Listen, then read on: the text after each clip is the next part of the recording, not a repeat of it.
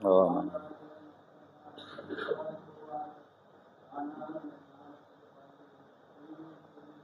ஆமென்.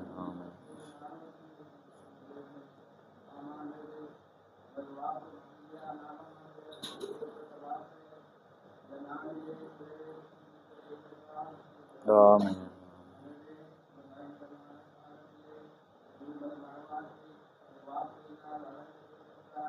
ஆமென். ஆமென்.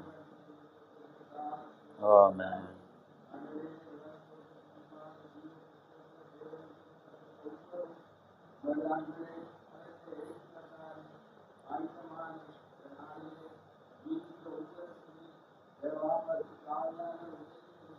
ஆமென். ஆமென்.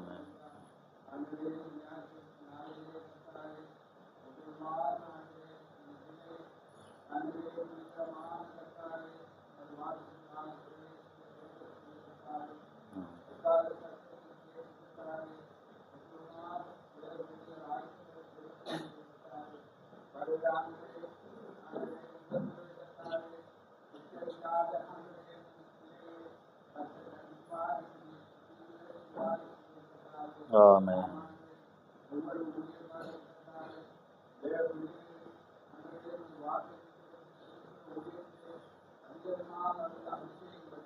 ஆமென். ஆமென். ஆமென். ஆமென். நாங்கள் நின்ற வண்ணமாகவே ஒரு சில வசனங்களை நாங்கள் வாசிப்போம். வெளிப்படுத்தல் 3ஆம் அதிகாரத்திலே நாங்கள் வாசிப்போம்.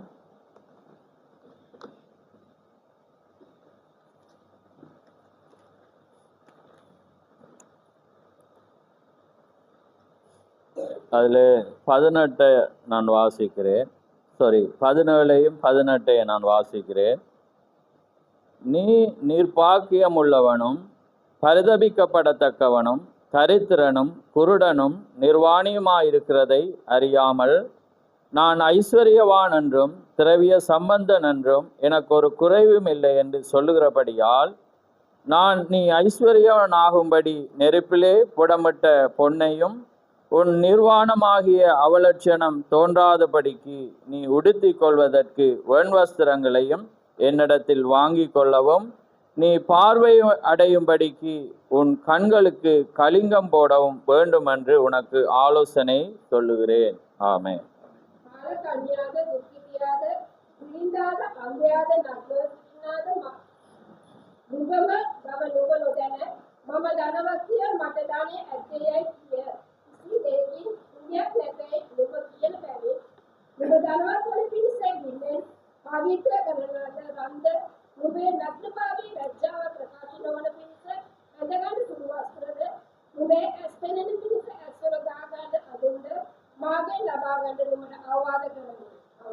ஆமென். ஆமென்.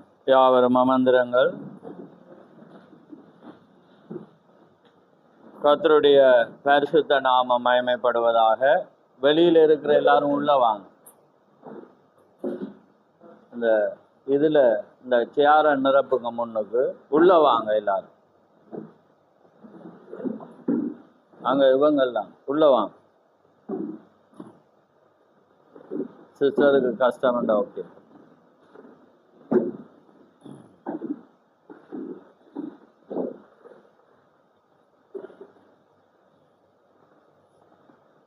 ஏனென்றால் இன்றைக்கு நாங்கள் போன வாரமே துவங்கிட்டோம் லவோதிகா சபை.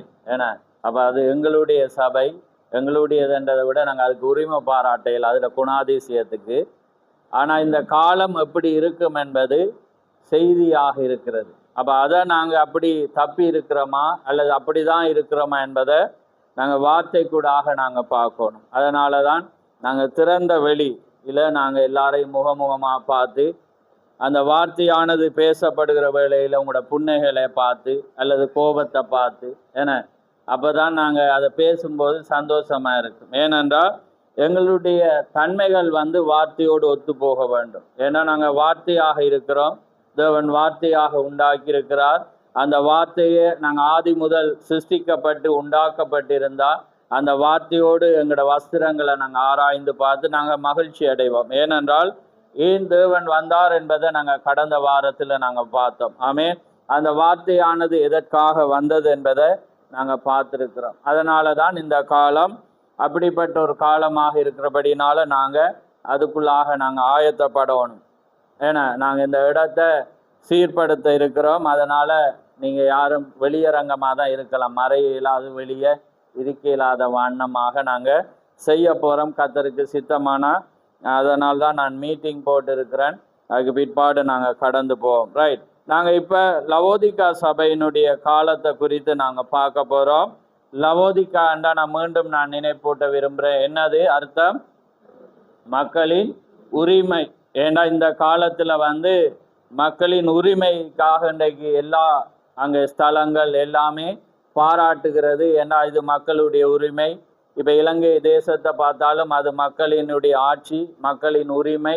அதே போல தான் இன்றைக்கு சபைகளும் மக்களின் உரிமை, இது எங்களோட உரிமைன்றாங்க. ஆனால் நீங்கள் உங்களோட உரிமை என்று சொல்ல இயலாது. ஏனென்றால் நீங்கள் கிரகித்து கொள்ளப்பட்டீர்கள் என்று தேவனுடைய வார்த்தை சொல்லுகிறது. ஏனென்றால் நீங்கள் ஆதாம் அங்கே ஏவாள் செய்த பாவத்தின் நிமித்தம் இந்த பூமியானது மரணத்துக்குட்பட்டது. அந்த மரணத்தில் இருந்து ஜீவனை கொடுக்கும்படியாக ஆண்டவராக இயேசு கிறிஸ்து இந்த பூமிக்கு தன்னுடைய இரத்தத்தை சிந்தி உங்களை மீட்டு கொண்டபடினால இனி வேதம் சொல்லுகிறது கொரிந்தியர்ல, நீங்கள் இனி உங்களுடையவர்கள் அல்ல, அவருடையது. இப்ப அந்த உடைமையை அவர் வாங்கிட்டார். ஆனா உங்களுக்கு ஒரு ரைட்ஸ், அதாவது உரிமை இருக்கிறது.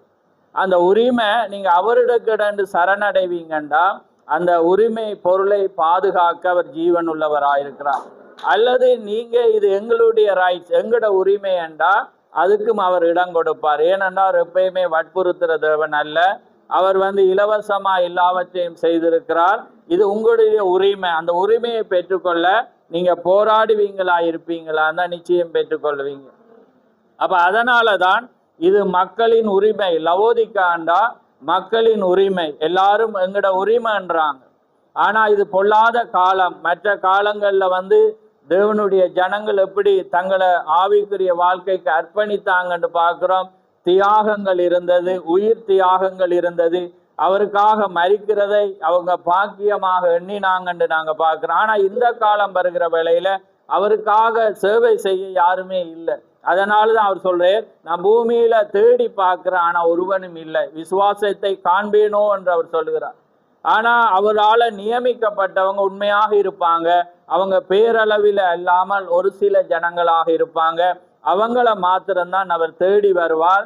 அவங்களோடு அவர் எளிமையில இருப்பார். அன்னைக்கு ஆண்டவராய் இயேசு கிறிஸ்து இந்த பூமியில இருந்த வேளையில அநேகர் அவர் அறியல. ஆனால் முன்குறிக்கப்பட்டவர்கள் அறிந்தது போல ஆவிக்குரியவன் எல்லாவற்றையும் அறிந்து கொள்வான் என்றது போல உண்மையான ஜனங்கள் மத்தியிலும் தேவன் நேற்றும் என்றும் மாறாதவராய் இன்றும் உயிரோடு இருக்கிறார், இன்றும் ஜீவிக்கிறார், சதா நாட்களிலும் உங்களோடு இருக்கிறார் என்பதை அவங்க மாத்திரம்தான் அறிவாங்க. ஆனா உலகத்துக்கு அது பைத்தியமாக தோன்றும். ஆனால் உண்மையாக உங்களை போல என்னை போல தெரிந்து கொள்ளப்பட்ட உண்மையான ஜனங்கள், நாங்கள் தெரிந்து கொள்ளப்பட்டாலும் அந்த வார்த்தையில நாங்கள் இருக்கிறோமா என்பதற்கு அவருடைய வார்த்தை தான் சாட்சியாக இருக்கிறது. ஆமேன். அதனால இன்றைக்கு நான் சீக்கிரமாக நாங்கள் கடந்து போகிறோம். ஏனென்றால் வருகிற கூட்டங்களுக்கு முன்பாக அடுத்தது நான் தானியேலின் 70 வாரம் அதுக்கு பிற்பாடு 7 முத்திரையை முடிக்க இருக்கிறேன். ஆனால் இந்த சபை காலம் 16 பாகங்களா போயிடுச்சு. 7 சபை காலம் 16 போயிட்டு. அதனால இன்றைக்கு லவோதிகாவை எப்படியும் முடிக்கணும் என்று நிற்கிறேன். அதனால தேவன் தாமே உதவி செய்வாராக. நாங்க இதை சபை காலமா பார்த்தோம்னா அது சரித்திரம் ஆராய அது வரும். அது இன்னும் வருட கணக்குல போகும். ஆனா நாங்க சரித்திரத்தோட பார்க்கல. ஏன்னா இது ஞாயிற்றுக்கிழமை நாங்க துவங்கி இருக்கிறோம். அதனால நாங்க சரித்திரமா பார்த்தா நீங்க தேவன்ட்ட ஏதாவது ஒன்றை பெற்றுக்கொள்ளலாம் என்று வர்ற வேளையில உங்களுக்கு சரித்திரம் பிரயோசனப்படாது. அவருடைய வார்த்தை ஒன்றுதான் ஜீவனை தரும். ஆமேன். அதனால ஞாயிற்றுக்கிழமையில தேவன் பேசுறதுக்கு நாங்க இடம் கொடுப்போம். ஆனா அந்த லவோதிகாவுடைய தன்மை எங்களுக்குள்ள இருக்கிறா. அதிலிருந்து நாங்கள் விடுபட்டு நாங்கள் அந்த பரிசுத்தாவின் யுகத்திலே அவர் எங்களுடைய தலைவராக இருந்து அவர் எங்கள் வழிகாட்டியாக இருந்து அவருடைய வார்த்தையில நாங்கள் நடக்கிறோமா என்பதை நாங்கள் பார்க்க போறோம். ஏன்னா உலகம் லவோதிகால இருக்கும். ஆனா அந்த தலைக்கல்லுக்கும் இடையில ஒரு கேப் இருக்கும். ஏன்னா இப்ப பாருங்க, அந்த காலத்துல பிரமிட் செஞ்சிருந்தாங்க, ஆனா அதுக்கு தலைக்கல் வைக்கல. பாருங்க இவ்வளோ ஒரு வினோதம் என்றதை யோசிச்சு பாரு. ஆனா அதுக்கு எத்தனையோ முறை பாருங்க இந்த தொழில்நுட்ப காலத்துல ட்ரை பண்ணாங்க, ஆனா அது ஃபெயிலியர் ஆயிடுச்சு. ஒரு கல் அதுக்காக செதுக்கி இறக்கி பார்த்தாங்க, இயலாம போயிட்டு. ஏனென்றா அந்த தலக்கல் வந்து ஏனோக்கு அந்த பிரமிட்டை கட்டப்பட்ட பாருங்க இவ்வளோ ஒரு வெளிப்பாடு. அந்த தலக்கல் வைக்கப்பட, ஏன்னா அந்த தலக்கல் ரிஜெக்ட் பண்ணப்பட்டு இருந்துச்சு. அந்த தலைக்கல் வந்து அங்க இயேசு கிறிஸ்துவா இருக்கிறார். நீங்க ஆகாதென்று தள்ளின கல்லு மூளைக்கு தலைக்கல் ஆயிற்று. அந்த தலைக்கல் இயேசு. ஆனா அவர் வரும்போதுதான் அது இணைக்கப்படும். ஆமே, அது மணவாட்டியோடு இணைக்கப்படும். அப்ப அந்த அந்த பிரமிட்டுக்கு பாருங்க, அமெரிக்கன் டாலர்ல பாருங்க அந்த பிரமிட் அப்படியே இருக்கு. ஏன்னா பாருங்க அவங்க கூட அது மேல அந்த துண்டு கீழே கெப்பிட்டு தான் அடிச்சிருக்கிறாங்க, அவங்க டாலர்ல அதுல இருக்கு. அப்ப பாருங்க அப்படியான ஒரு காலத்துல நாங்க ஜீவித்து கொண்டிருக்கிறோம். தேவன் எவ்வளவு கிருபை உள்ள தேவன் எங்களை தேடி வந்திருக்கிறார். ஆமேன். அவருடைய வார்த்தையை இலவசமாய் தந்திருக்கிறார். அவருடைய ஜீவனை வந்து எங்களுக்கு இலவசமாய் கொடுத்திருக்கிறார். பாருங்க, இன்னைக்கு சாமன ரோமன் கத்திரிக்கல பார்க்குற வேளையில 40 நாளும் போறாங்க. 40 நாளும் காலையிலையும் போறாங்க, பின்னேறும் போறாங்க, ஆராதனை வருகிறது.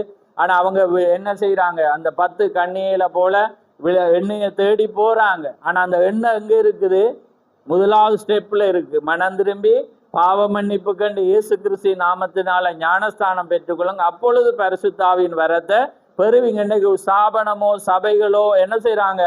தேடி தேடி போறாங்க. கடையில வாங்கலாமா, அல்லது சபையில வாங்கலாமா, அல்லது இந்த ஃபாதர்கிட்ட போனா வாங்கலாமா, அல்லது இந்த ஊழியக்காரன்ட்ட போனா வாங்கலாமான்னு போறாங்க. நீங்க எந்த எண்ணெயோ தான் சொல்றேன், என்னட்டையோ நீங்க யார்ட்டையுமே வாங்க இயலாது. அது அவர்கிட்ட மட்டும்தான் இருக்கு. ஆமேன். அவருடைய வார்த்தையில இருக்கிறது. ஆமேன். அப்ப பாருங்க, அந்த காலத்தில் அப்ப லவோதிக்காக்கும் பிரமிட்டுக்கும் இடையில வந்து அது இருக்கிறது. அதுல தான் நாங்க இருக்கிறோமா என்பதை நாங்க பார்க்கிறோம். அப்படி என்றாங்கிற மணவாளன் அவராயிருப்பார். அவர் தான் எங்களை ஆளுகை செய்கிறவராயிருப்பார். ரைட். அப்ப இந்த காலத்துல பாருங்க 17வது வசனத்துல நீ நிர்பாக்கியம் உள்ளவனும். அப்ப பாருங்க, நிர்பாக்கியம் உள்ளவனும் பரிதபிக்கப்படத்தக்கவன். அப்ப பாருங்க, முதலாவது பாருங்க நிர்பாக்கியம் உள்ளவன். அப்படி என்றால் அதுல அர்த்தம் வந்து பாருங்க சோதனை சகித்துக்கொள். அப்ப பாருங்க, அதாவது சோதனையை சகிக்கிற மனிதன் பாக்கியவான், அது அந்த அர்த்தம் அல்ல. இப்ப ஆவிக்குரிய வார்த்தை நிமித்தம் வர்ற சோதனையும் இருக்கிறது, இது நாங்களா அகப்பட்டு வர்ற சோதனையும் இருக்கு. நாங்களா அகப்படுறதுக்கு அவர் வரமாட்டேன்.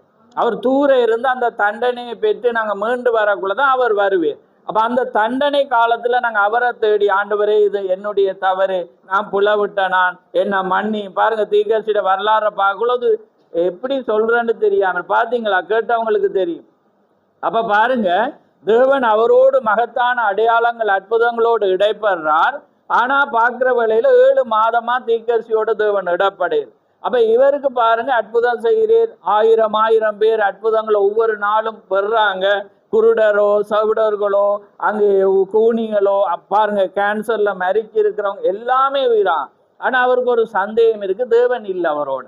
அப்ப அவர் என்ன செய்யறேன்டா, அங்கே காரியங்களை போய் ஜெபிக்கிறார். அவர் ஒரு என்ன செய்யறேன்டா, ஒரு அடையாளத்தை வைக்கிறேன்டா, ஆண்டவரே நான் இன்றைய 3 நாள் கூட்டத்துல நான் வருகிற ஜனங்களுக்காக நான் ஜெபிக்க போறேன். அந்த ஜெபிக்கிற இதுல அவர்கள் சுகம் பெறுவார்கள், ஆனால் நீர் என்னோட இருக்கிறீர். பெறவில்லை என்றால் நீர் என்னோட இல்லை. அப்ப தேவன் கடமைப்பட்டவர் என்ன, நான் உன்னோட இருக்கிறேனா இல்லையான்னு பார்க்க அவர் ஜீவன் உள்ள தேவனா இருக்கிறார். அப்ப அவர் ஒரு தவறு செய்ததால அவர் தேவன் கடந்து போயிட்டு, ஆனா அந்த வரத்தை அவர் கொடுத்ததை தேவன் வாங்குறவர் இல்லை. ஏன்னா அவர் குகையில ஜெபிக்கக்குள்ள தேவன் 2 அடையாளத்தை கொடுக்குறார். அந்த 2 அடையாளமும் அவர் சொல்ல, நீ உண்மையாக இருந்தா உனக்கு முன்னால வந்து எதுவுமே இருக்கலாது. அப்ப அந்த நாள்ல கேன்சர் வந்து பொல்லாததா இருந்தபடினால அது கூட நிக்காதுன்னு சொல்லிட்டு, நீ உண்மையாக இருந்து ஜனங்கள் உன்னை நம்புவாங்களா இருந்தா உனக்கு முன்னால எதுவுமே நிக்காது, நீ எதை சொல்றியோ அது நடக்கும். அப்ப அப்படி இருக்கிறார், அதனால அற்புதம் நடக்குது. ஆனா இந்த 3 நாள் கூட்டத்தில் அவர் என்ன சொல்லிட்டேரண்டா, நீர் என்னோட இருக்கிறீரண்டா நீ இது வந்து நடக்கும். அவர் ஜெபிக்கிற ஒவ்வொரு நபரும் வாராங்க, ஃபெயிலியர். அவங்க எல்லாமே போக்குள்ள இவருக்கு அப்செட் ஆகி 3 நாள் கூட்டத்தை அப்படியே ரிஜெக்ட் பண்ணி கேன்சல் பண்ணி போட்டு அவர் என்ன செய்யறாருண்டா, அவர் வந்து ஜெபிக்கிறத நாங்க பார்க்கிறோம். அப்பதான் அவருடைய மேனேஜர் வந்து சொல்றார், நீ இதுக்காக கேன்சல் பண்ணாம தேவன் வந்து வரங்களை எப்பொழுதும் எடுக்கிற தேவன் அல்ல. நீ இந்த அடையாளத்தை கேட்காம நீ உண்ட கூட்டத்தை தொடர்ந்து செய், நீ அதுக்காக ஜெபி, தேவன் அதை காட்டுவார் என்று அவர் என்ன சொல்றாருண்டா சொன்ன பிறகு அந்த ஆலோசனையை கேட்டு செய்கிற வழி மீண்டும் நடக்கு. புரியுதா உங்களுக்கு? அப்ப அதே போலதான் நானும் பாவிக்கிறேன். ஏனண்டா நாங்க ஆண்டவரே என்னோட இருக்கிறீரா இல்லையா அதுக்கான வேற வெளிப்பாட சொல்ல தீக்கசியோட தேவன் இருந்தேன். ஆனா அந்த தவறுக்கான காரியம் நிறைவேற மட்டும் தேவன் எங்களோட வர மாட்டேன். அதுக்கும் அந்த வரத்துக்கும் சம்பந்தம் இல்லை. அதனாலதான் ஸ்தாபனங்கள் எல்லா இடமும் அற்புதங்கள் நடக்குது. புரியுதா? அப்ப வரத்தை தேவன் கொடுத்துட்டு, இப்ப நாங்க கிஃப்டை கொடுத்துட்டு இவனுக்கு கொடுத்தது அநியாயம், இப்ப என்ன மறந்துட்டான்னு. ஆனா தேவன் அப்படியே இல்லை. தேவன் வந்து இரக்கம் உள்ள தேவன். அவர் கொடுத்தா அதை பற்றி சிந்திக்கவே மாட்டேன். அப்ப அதனால வரங்கள் ஒரு மனிதன் நீதிமான ஆக்க முடியாது, வரங்கள் ஒரு மனிதனை ரட்சிக்க முடியாது. ஆனா அவருடைய ஆவி, பரிசுத்த ஆவி மட்டும்தான் ஜீவனை கொடுக்க முடியும். அப்ப பாருங்க, அந்த வரங்கள் வந்து அவருக்குள்ளால் இருக்கபடியா கிரியை செய்யுது. அதே போலதான் நாங்க இன்னும் பலப்படணும். அப்ப பாருங்க, அந்த சின்ன தவறு என்ன பெருமையா பேசிட்டு அவர் சொன்னார், நீங்க என்ன வியாதி வேணுமென்றாலும் கொண்டு வாங்க, நான் எல்லாரையும் சுகப்படுத்துறேன்னு. அது தேவனுக்கு பிடிக்கல. ஏன்னா தேவனுக்கு வந்து மனம் திரும்பி வரணும். ஒருவன் அவன் தண்ட பிழைய உணர்ந்து, ஆண்டவரே இந்த வியாதி எனக்கு குணப்படுத்துமென்று, நான் இனிமேல் நான் இதை செய்ய மாட்டேன், நான் இதை செய்வேன் என்று பொருத்தனை பண்ணி தன்னை தாழ்த்தி தேவனுக்காக வாழ்றவனுக்கு தான் தேவன் கொடுக்கிறவன். அவர் ஆண்டவராக இயேசு கிறிஸ்து இந்த பூமியில இருந்த வேளையிலும் எந்த பாவியோ இந்த வியாதியை நீ விசுவாசிக்கிறாயான்னு தான் கேட்கிறேன். நீ விசுவாசிச்சாதான் தேவனுடைய மகிமையை காணலாம். அப்ப அப்படி இல்லாம இவர் சொல்லிட்டு நீங்க யாரை கூட்டி வந்தாலும் நான் சுகமாக்குவேன், அது தேவனுக்கு பிடிக்கல. அப்ப அதனால அவர் அறிக்கை பண்றார், சொல்ற நான் ஒரு முட்டாள் என்று, நான் ஒரு தவறை செய்துட்டேன் என்று ஜனங்களுக்கு முன்ன எங்க விட்டேரோ அங்கதான் அதை சீர்படுத்தணும். அப்ப அதெல்லாம் சொன்ன பிறகுதான் தேவன் வந்து அங்கே காட்சிக்குவார். அப்ப இப்ப நாங்க வருவோம். அப்ப நிர்பாக்கியம் உள்ளவங்களா சகித்துக்கொள், அது அர்த்தம் கிரேக்க பதத்திலிருந்து வருது, சகித்துக்கொள் சோதனை. அப்ப அந்த சோதனையும் அந்த சகித்துக்கொள்ளல் எப்படி வருதாண்டா, இவங்க ஆவிக்குரிய விதமா வாழ்ந்தல்ல. அப்ப நான் அதை வாசிச்சு காட்டுறேன். ஏன்னா நாங்கள் அதை ஆதாரத்தோட வாசிக்கிறது வந்து நல்லது. நான் எழுதி பாயிண்ட் பண்ணிட்டு வந்தேன்னா 492வது பக்கம் நான் எடுக்கிற செய்தி வந்து இது, அதாவது சபை காலங்களின் வியாக்கியானம்.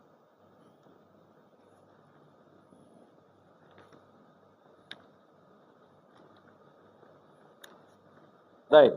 அப்ப பாருங்க, என்ன நான் அதை சொல்லிட்டு நான் செய்தி எடுக்கலாம். பாருங்க, லவோதிக்கா நிர்பாக்கியம் உள்ளதா இருக்கிறது. நான் சொன்னது போல பாருங்க, அது அர்த்தம் வந்து சகித்துக்கொள் சோதனை என்று அர்த்தங்கள். 2 கிரேக்க பதங்களிலிருந்து உண்டான இந்த சோதனை கிறிஸ்தவனுக்கு நேரிடும் சோதனை குறிப்பதல்ல.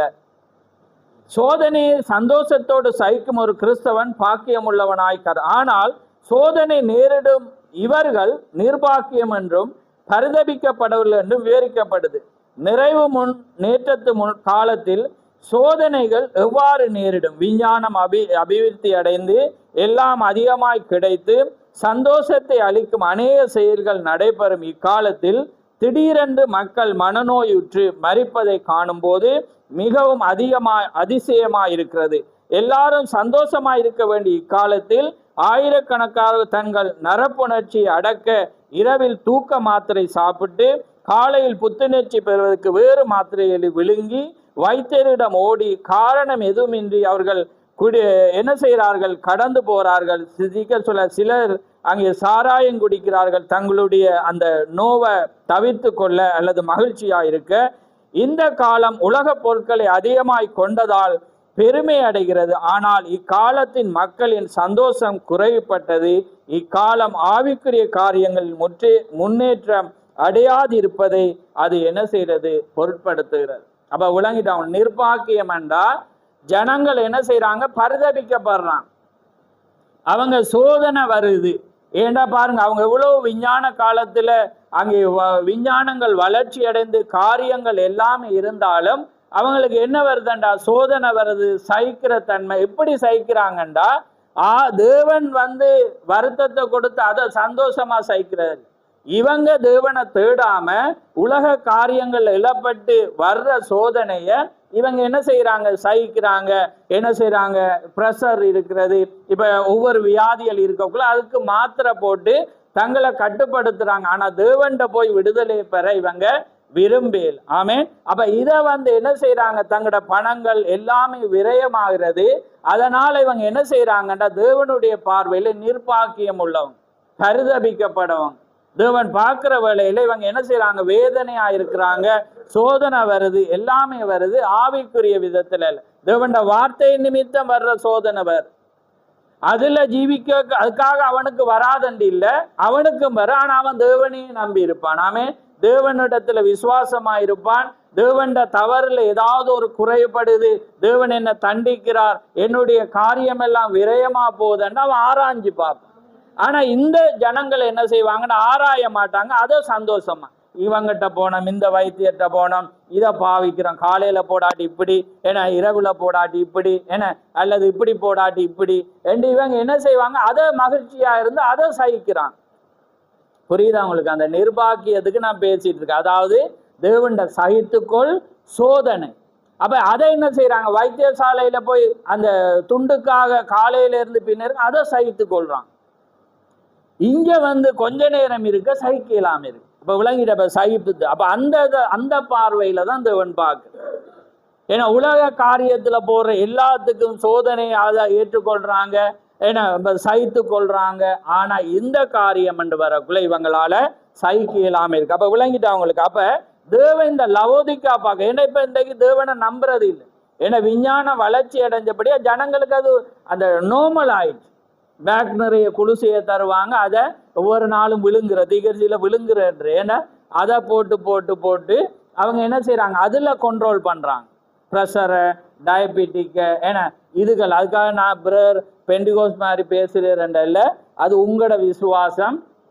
ஒவ்வொரு குளிசை போடக்குள்ளேயும் தேவனை விசுவாசிங்க. ஆமே, ஆண்டவர் இதுல இருந்து என்ன விடுதலையாகு, நான் எங்க தவறாயிருக்கிறேன், அப்படி வாங்க. அதை தான் நான் சொல்லவார். ஏன்னா மருத்துவரை தேவன் கொடுத்தது உங்களுக்கு உதவி செய்யலாம். மருத்துவர் கூட தேவன் உதவி செய்யல. ஏன்னா நீங்க அந்த நான் ஏன் இடையில பரிசுத்தாவி பேசக்குள்ள ஸ்பீடா போவே, ஆனா நீங்க அந்த வளர்ச்சிக்கு வர மட்டும் நான் இடையில பிரேக் பண்றது. ஏன்னா இல்லாட்டி நீங்க நாளைக்கு சொல்லுங்க பிரதர் அப்படி போகுது. அப்ப அதுக்காக நான் பேசல, அதுக்காக வைத்தியரை நாடவனாம் என்று வேதம் சொல்லல. ஆனா பரம வைத்தியர் தான் உங்களுக்கு உதவி செய்யல. ஆண்டவர் இதை நீக்கி போடு, நீங்க தங்களை தாழ்ந்து, ஆண்டவர் நான் தவறு விட்டதால இது வந்துச்சு, என்ன எடுத்து போடும், எனக்கு நீர் உதவி செய். ஏன்னா அந்த வைராக்கியத்துக்கு வாங்க. அதை தான் நான் சொல்ல வார். அப்ப பாருங்க, நீங்க சகிக்க வேண்டியது வார்த்தைக்காக. ஆனா நீங்க வார்த்தைக்காக சகிக்காம உலகத்துல வார இந்த நியதிகளுக்காக, இந்த மருத்துவத்துக்காக, மற்ற பிரச்சனைகளுக்காக பொறுமையா இருக்கிறீங்க. ஆனா தேவனிடத்துல உங்களுக்கு இல்லை. ரைட். அடுத்தது பரிதபிக்கப்படத்தக்கவர். அவர்களிடம் காணப்படும் பரிதாபத்தை அவர்களுக்கு இகழ்ந்து பெருமை உள்ளவர்களாயிருக்கிறார்கள். அவரிடம் உள்ளதை குறித்து அவர்கள் பெருமை பாராட்டுறார்கள். ஆனால் இவை அனைத்தும் அதிக காலம் நீடிக்காது. தேவனுடைய கோபாக்கினியாகிய புயல் காற்று வீசும்போது அப்பொழுது எல்லாமே சடுதியாய் அவர்கள் மேல் வரும். மாமிசத்துக்குரிய பிரகாரமாய் அவர்கள் செய்த ஆயத்தம் அனைத்தும் வீணாகும். இவ்வுலகத்தில் நேரிடவைகளுக்கு அவர்கள் தங்களை ஆயத்தப்படுத்தி கொள்ளாத நிலையில் இருப்பார்கள். அவர்கள் உண்மையாவே பரிதபிக்கப்படத்தக்க. இன்னைக்கு உலகத்துல பாத்தீங்கன்னா ஜனங்கள் சொல்றாங்க, நாங்க அப்படி இருக்கிறோம், நாங்க பாதுகாப்பா இருக்கிறோம், இப்படி இருக்கிறோம், ஏன்னா இப்படி எல்லாமே எங்களுக்கு நல்லா இருக்கு. ஆனா ஆவிக்குரிய அவன் இந்த ஈகிள் கண்ணால பார்க்கக்குள்ள அவங்க பரிதபிக்கப்படும். ஏண்டா மனிதன் முழு உலகத்தை ஆதாயப்படுத்தினாலும் தன் ஜீவனை நஷ்டப்படுத்தினால் அவனுக்கு லாபம் என்ன? அவன் படிச்சு பட்டதாரியா இருக்கலாம், உயர்வானதில் இருக்கலாம், அவன் அவன் வாழ்நாள் முழுக்க சொத்து சேர்த்து அதுல வாழலாம். ஆனா அந்த ஆத்துமா இல்லாட்டி அது நஷ்டம். அதான் அந்த பார்வையை தான் தேவன் சொல்றேன், நிர்பாக்கியம் உள்ளவனும் பரிதபிக்கப்படும். அப்ப ஆவிக்குரிய அவர் சொல்ற, நீங்க மாத்திரமில்ல எந்த கிறிஸ்தவனும் அவங்கள பார்க்கக்குள்ள அவங்க ஐயோ பாருங்க எல்லாம் இருந்தாலும் அவங்க என்னையா பரிதபிக்கப்படத்தவ. ஏன்னா நித்திய ஜீவன் இல்லை, இந்த மெசேஜ் இல்லையே, தேவனை தேடி வரையிலே, தேவனுக்கு முக்கியத்துவம் கொடுக்கலையே, தேவன வார்த்தைக்காக வாழையிலே. அப்ப அவங்க எப்படி அவங்க நல்லா இருக்கிறாங்கன்னு சொல்லலுமா? இல்லை, அவங்க பரிதபிக்கப்படத்தக்க நிலையில இருக்கிறாங்க. ஏண்டா இது கடைசி காலம். பாருங்க எவ்வளவு ஆக்ரோஷமா யுத்தங்கள் நடக்கிறது. பாருங்க எவ்வளவு இன்றைக்கு விசுவாசத்துல அன்றைக்கு யூதர்கள் மத வைராக்கியத்தில் இருக்க பாருங்க உலகத்தையே அசைத்து கொண்டிருக்கிறாங்க.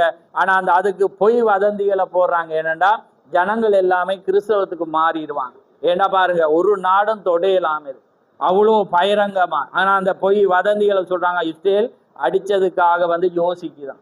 அவன் இன்னொரு நாட்டுக்குள்ள பூந்து அடிக்க போய் அவன் எல்லாமே தரமட்டமாயிட்டு அவன் பார்த்துட்டு இருக்கிறான். பாருங்க, இவ்வளவு நவீனம் வளர்ந்த நாடுல ஒரு குட்டி நாடு, ஈரானை பார்க்குற வேலையில அது 10-12 மடங்கு பெரிய நாடு.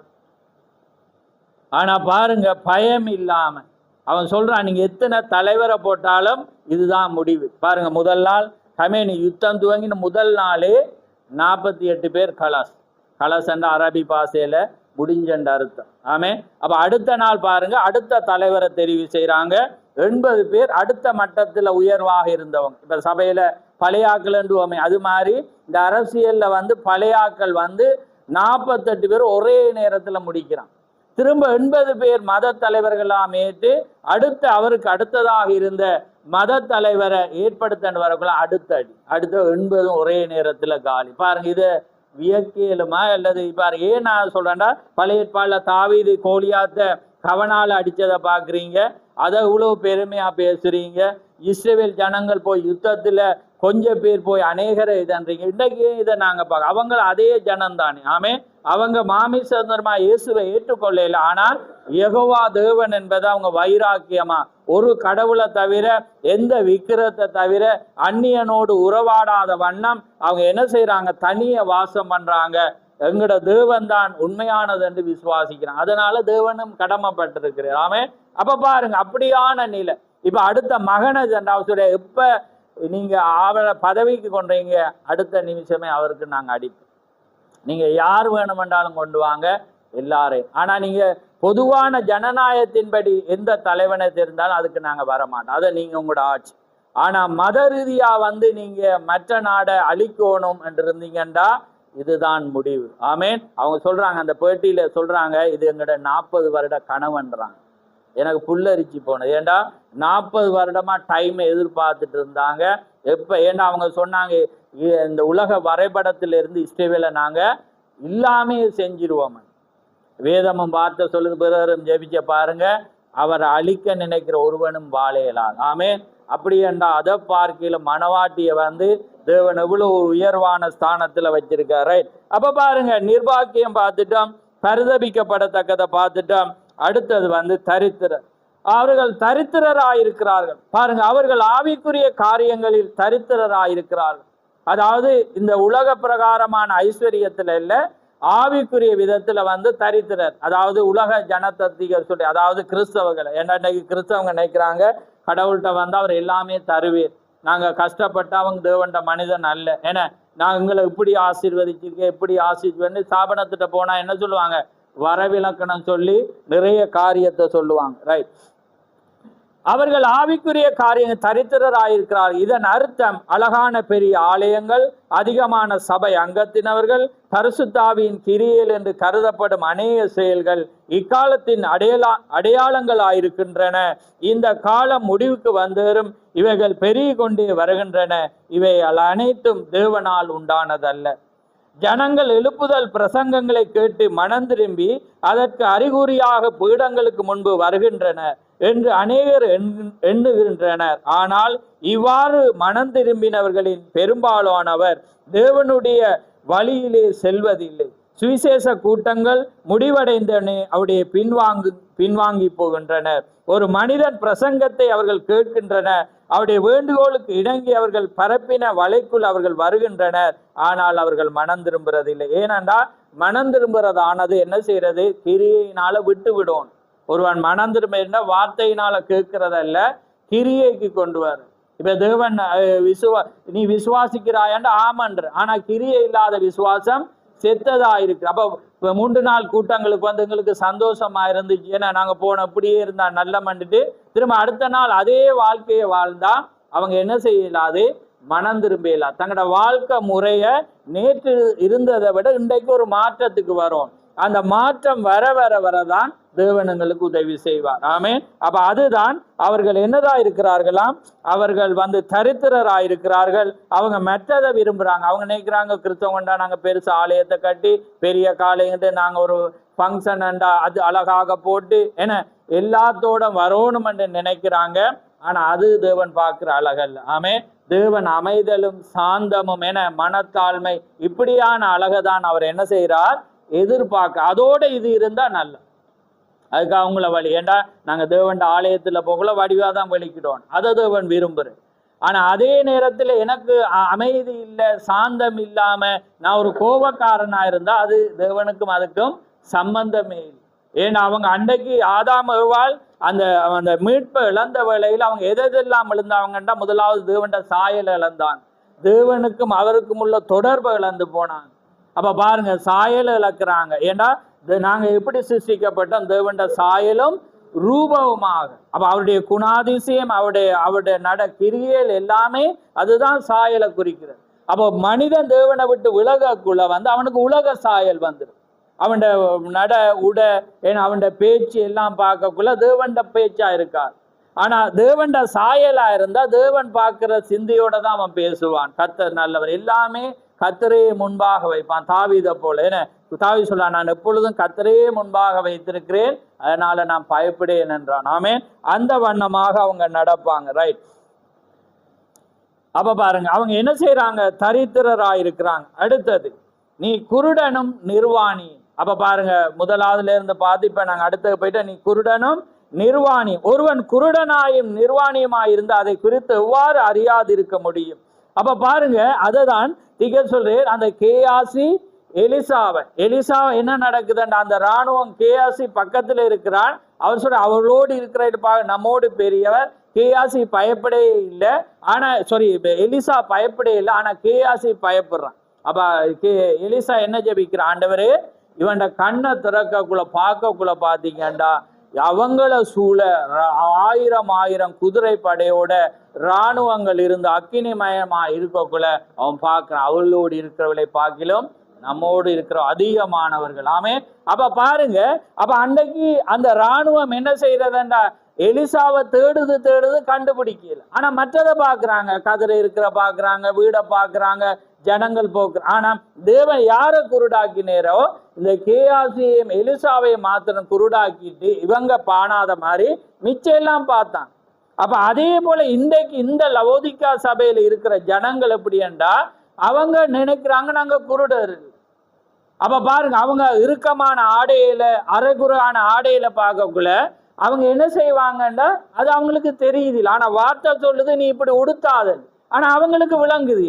அப்படி ஆனாக்களை பார்ப்பீங்க தானே, பார்க்கக்குள்ள பாருங்க அந்த வண்ணமா இருக்கு. அப்ப தேவனுடைய ஜனம் எப்படி இருக்கணும் வார்த்தை சொல்லக்குள்ள ஜனங்கள் என்ன செய்வாங்க, வேறு பாசையில வேறு உலக காரியங்கள்ல அல்லது நடைமுறையில அவங்க கோவப்பட்டோ அல்லது வேறு வித்தியாசமா நடக்கக்குள்ள அவங்க என்ன போதனை எப்படி சொல்லும், ஆனா அவங்க அடுத்த நிமிஷமே பேசுவாங்க. அப்ப அவங்கள நாங்க என்னன்னு சொல்லலாம், நிர்வாணியும் விளங்குது இல்லை அவங்க. இப்ப மெசேஜ கேப்பமே, நீங்க கோவப்படக்கூடாதுன்னவன இப்ப வெளியே கதைக்கிறீங்க, நானா இருந்தேன்டா வெளுத்து விருப்பனண்டா. அப்ப நான் உங்களை என்ன சொல்லலாம்னு சொல்லுங்க, அதை தான் சொல்லுது. நீ குருடனும் அவங்களுக்கு தெரியுது இல்லை, அதை நீங்க என்ன செய்யக்கூடாது, பேசக்கூடாது. புரியுங்க? அது பேசினா நீங்க நிர்வாணியா இருக்கிறீங்க, குருடா இருக்கிறீங்க. ஆனா என்ன செய்யறீங்க, நீங்க அதை அறியாம இருக்கிறீங்க. அப்ப பாருங்க, அதை தான் வேதம் என்ன சொல்லுதுண்டா, நீங்க அப்ப அவங்க பாருங்க, அதாவது அவர்கள் சிலவற்றை தங்கள் கண்களால் காண முடிந்தது. ஆனா எலிசாவை அவனுடைய வேலைக்காரர்களை இஸ்ரவேல் பாளையத்தில் இருக்க ஒன்றையும் அவங்க என்ன செய்யல, காணவில்லை. அப்ப அதனாலதான் இயேசுவும் சொன்னார், யோவான் 9:40-41, நீங்க குருடராக இருக்கிறபடினா குருடனுக்கு வழிகாட்டினா 2 பேரும் விழுவீங்க. யாரை பார்த்து? பரிசேயர் சதுசேயரை பார்த்து அவர் சொன்னார். ஏன்னா வேத ஊழியக்காரரை பார்த்து அவர் என்ன சொன்னார்டா, நீங்க குருடராயிருக்கு, ஆவிக்குரிய காரியங்கள் தெரியல, ஆனா நாங்க தான் இருக்கிறோம், நாங்க தான் சரி என்று நினைச்சாங்க. ஆனா வேத வாக்கியம் சரியா எழுதியிருந்து. அதனாலதான் அவங்களோட சேலஞ்ச் பண்ணினேர், வேத வாக்கியங்களை ஆராய்ந்து பாருங்க, அவைகளால் நித்திய ஜீவன் உண்டென்று சொல்லுறீங்க. அவங்க சொல்றாங்க, பரிசேயர் சதுசேயர் வேத பாரு, இதுதான் ஜீவன், இதுதான் எங்கட என்றாங்க. நித்திய ஜீவன் உண்டென்று சொல்லுகிறீர்களே, என்னை குறித்து சாட்சி கொடுக்கிறவைகளும் அவைகளே. அப்ப இயேசு இப்படிதான் வருவார், கழுதை மேல் வருவார், அவர் கண்ணியின் வயிற்றுல வருவார், அவர் இப்படி அற்புதங்களை செய்வார், எங்கட சகோதரருக்குள்ளே அவர் பிறப்பார், எல்லாம் எழுதி இருந்துச்சு. ஆனா அவங்க என்ன செய்யல, அவரை காணையில். அப்ப அவங்க எப்படியா இருந்தாங்க? குருடரா இருந்தாங்க. ஆனா அவங்க என்ன செய்றாங்க? பைபிள் காலேஜ் போறாங்க. இன்றைக்கும் பாருங்க எல்லா இடம் போவாங்க, நாங்க தான் சரியன்றுவாங்க. ஆனா எங்கட பார்வையில் அவங்க யாரா இருக்கிறாங்க? குருடர். அதே நேரம் தேவண்ட பார்வையிலும் குருடரா இருக்கு. அதே போல நானும் நீங்கள் இருக்கல, எங்கட சுபாவம் மாறும். நாங்க ஆளுக தேவன் வந்து சாந்தம், அமைதல், அன்பு இப்படியான குடாதிசயக்குள்ள நாங்க வெளியில வேற மாதிரி நடந்துட்டு நான் சரியா இருக்கிறேன்டா எப்படி இருக்கு? எப்படி சொல்லலாம்னு சொல்லுங்க?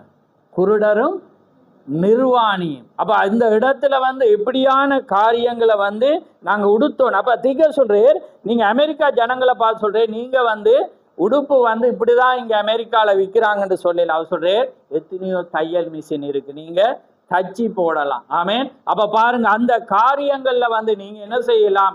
போடலாம் என்று அவர் என்ன சொல்றாரு. ஆனா அதை போடாம நீங்க உதாரணத்துக்கு வைங்களே, ஆலயத்துக்குள்ள அப்படி வந்துட்டு மற்றவங்க பார்க்கக்குள்ள காரியங்களை பார்க்கக்குள்ள நான் சரியா இருக்கிறேன்டா, நீங்க என்னவா இருப்பீங்க? நிர்வாணி தான், நீங்க குருடரா தான் இருப்பீங்க. ஏனண்டா அதுதான் காரியம். அதனாலதான் கெதரைய நாட்டையில இருந்து ஒருவன் பாருங்க நிர்வாணமா இருந்து அவன் என்ன செய்யறான்? கீறி கொண்டும் வர்றவங்களை அடிச்சு கொண்டிருந்தான். ஆனா இயேசு அந்த வழியால வந்து அவனை கடிஞ்சு கொண்டு சுகப்படுத்தின. அவன் செய்த முதல் வேலை என்னன்னு சொல்லுங்க? ஓடி போய் என்ன செய்யறான்? வஸ்திரத்தை போட்டுக்கொண்டு இயேசுக்கு பக்கத்துல வர. அப்ப அவனுக்கு யார் சொல்லி கொடுத்தது? அவன் விடுதலை ஆயினபடினால அவன் என்ன செய்யறான்? வஸ்திரத்தை. அதான் தீர்க்கதரிசி ஆப்பிரிக்கா நாட்டுல போக்கல. ஆப்பிரிக்கா பாருங்க, இன்றைய கூட அந்த உலக விஞ்ஞானத்துல வந்து ஆப்பிரிக்காட உடுப்பு தெரியுமே, அவங்க மேல பெண்கள் போடவே மாட்டாங்க. ஏன்னா அறகுறையா சிலது ஒன்றுமே இல்லை.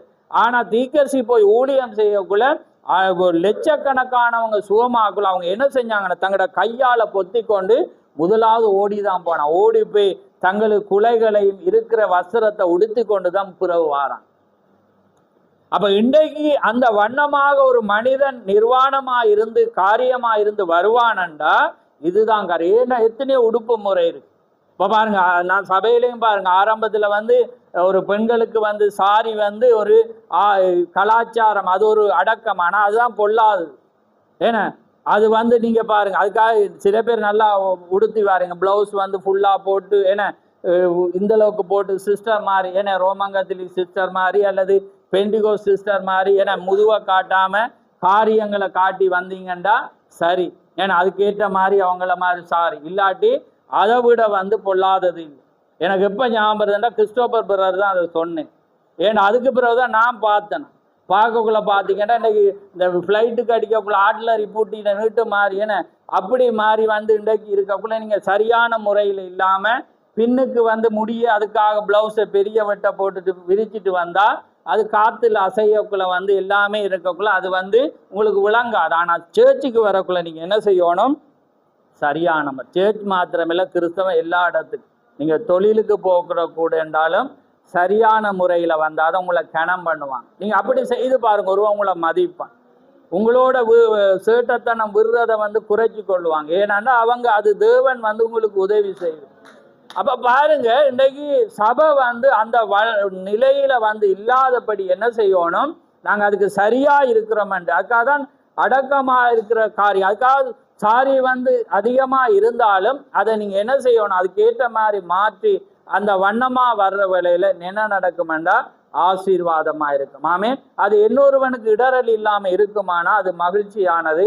அப்படி இருக்கிறீங்க, அது எல்லாரையும் சொல்ல இயலாது. ஏனண்டா நிறைய பேர் அந்த வண்ணமா வாரீங்க.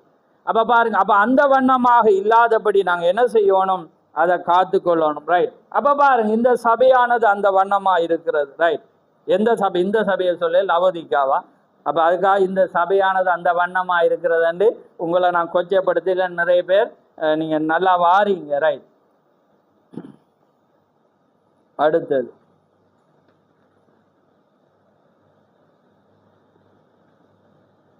ரைட். அப்ப பாருங்க, அவங்க அந்த வண்ணமாய் இருக்கிறார்கள், அவைகளை கேட்கிறார்களே அன்றி அவர்களை அறிய வேண்டும் என்று வாஞ்சியோடு அவர்கள் கவனமாய் கேட்பதில்லை. நான் உங்களிடம் ஒரு கேள்வியை கேட்க விரும்புகிறேன். வேதத்துக்கு எதிராக இருக்க முடியாது. வேதத்திலுள்ள சத்தியங்கள் ஒன்று கொண்டு முரண்பாடாய் இருக்கக்கூடுமோ? சத்தியத்தை ஆதாரமாய் கொண்டு முற்றிலும் வித்தியாசப்பட்ட இரண்டு உபதேசங்கள் எப்படி இருக்க முடியும்? அப்ப பாருங்க, தேவண்ட வார்த்தை தேவ ஆவியினாலே அருளப்பட்டிருக்கு. அப்ப தேவண்ட வார்த்தை அதை உரைக்குது. ஆண்கள் உடைகளை பெண்கள் என்ன செய்யக்கூடாது? தரிக்க கூடாதுன்று. அப்ப அதனாலதான் ஜீன்ஸ் வந்து தவிர்க்கப்படுகிறது. பெண்கள் வந்து முடிய வந்து என்ன செய்ய ஸ்ட்ரைட் பண்ணக்கூடாது. ஏன்னா அயன் பண்ணி போடுவாங்க பெண்ணு, நீட்டா இருக்கு, அது இயலாது. முடிய வந்து என்ன செய்யலாது, அவங்க சின்ன ஒரு துண்டு கூட என்ன செய்யலாது, வெட்டையிலா. ஏன்னா அது மகிமையா இருக்கிறது. தேவன் பெண்களுக்கு வந்து அது மகிமையாக கொடுத்திருக்கு. அப்ப பாருங்க, அதெல்லாம் இருந்துட்டு வெட்டிட்டு வந்து நான் சரியண்டா, அதை நாங்க எப்படி சொல்லலாமண்டா, இந்த மெசேஜின் படி நீ நிர்வாணியும் குருடாயும் தான் இருக்கிறான். ஆமென். அப்படிதான் வேதம் சொல்லுது. அப்ப பாருங்க, தேவன் அவர்களை நிர்வாணிகள் என்றும் குருடர் என்றும் அழைக்கிறார். அவ்வாறு இருந்தும் அதை குறித்து ஜனங்கள் அறியாமல் இருக்கின்றன. பாருங்க, ஞாபக சக்தி உண்டாகிறது, அவளுக்கு ஞாபக மறதி உண்டாகிறது. அப்ப என்னன்னா, ஞாபகம், இந்த வார்த்தையை கேட்டோன்னா வெளியே வந்தோன்னா அவங்கள மறந்து திரும்ப அதே உடுப்பு அவங்க போடுறாங்க. அவர்களுடைய புத்தி திறமை எல்லாம் போய்விட்டது. ஆம், ஆவிக்குரிய ஞாபக மறதி அவரிடம் காணப்படுகிறது. ஆவிக்குரிய ஞாபக மறதி காணப்படுகிறது. அப்படி எனில் பரிசுத்த ஆவியை கடைசி காலத்து சபையை விட்டு போய்விட்டார் என்று அர்த்தமா, அல்லது மக்கள் தேவனுடைய சித்தத்தை அற்றவர்களாய் இருப்புகிறார்களா என்று வேதம் கூறுகிறார். ரோமர் 1:28 வாசிங்க.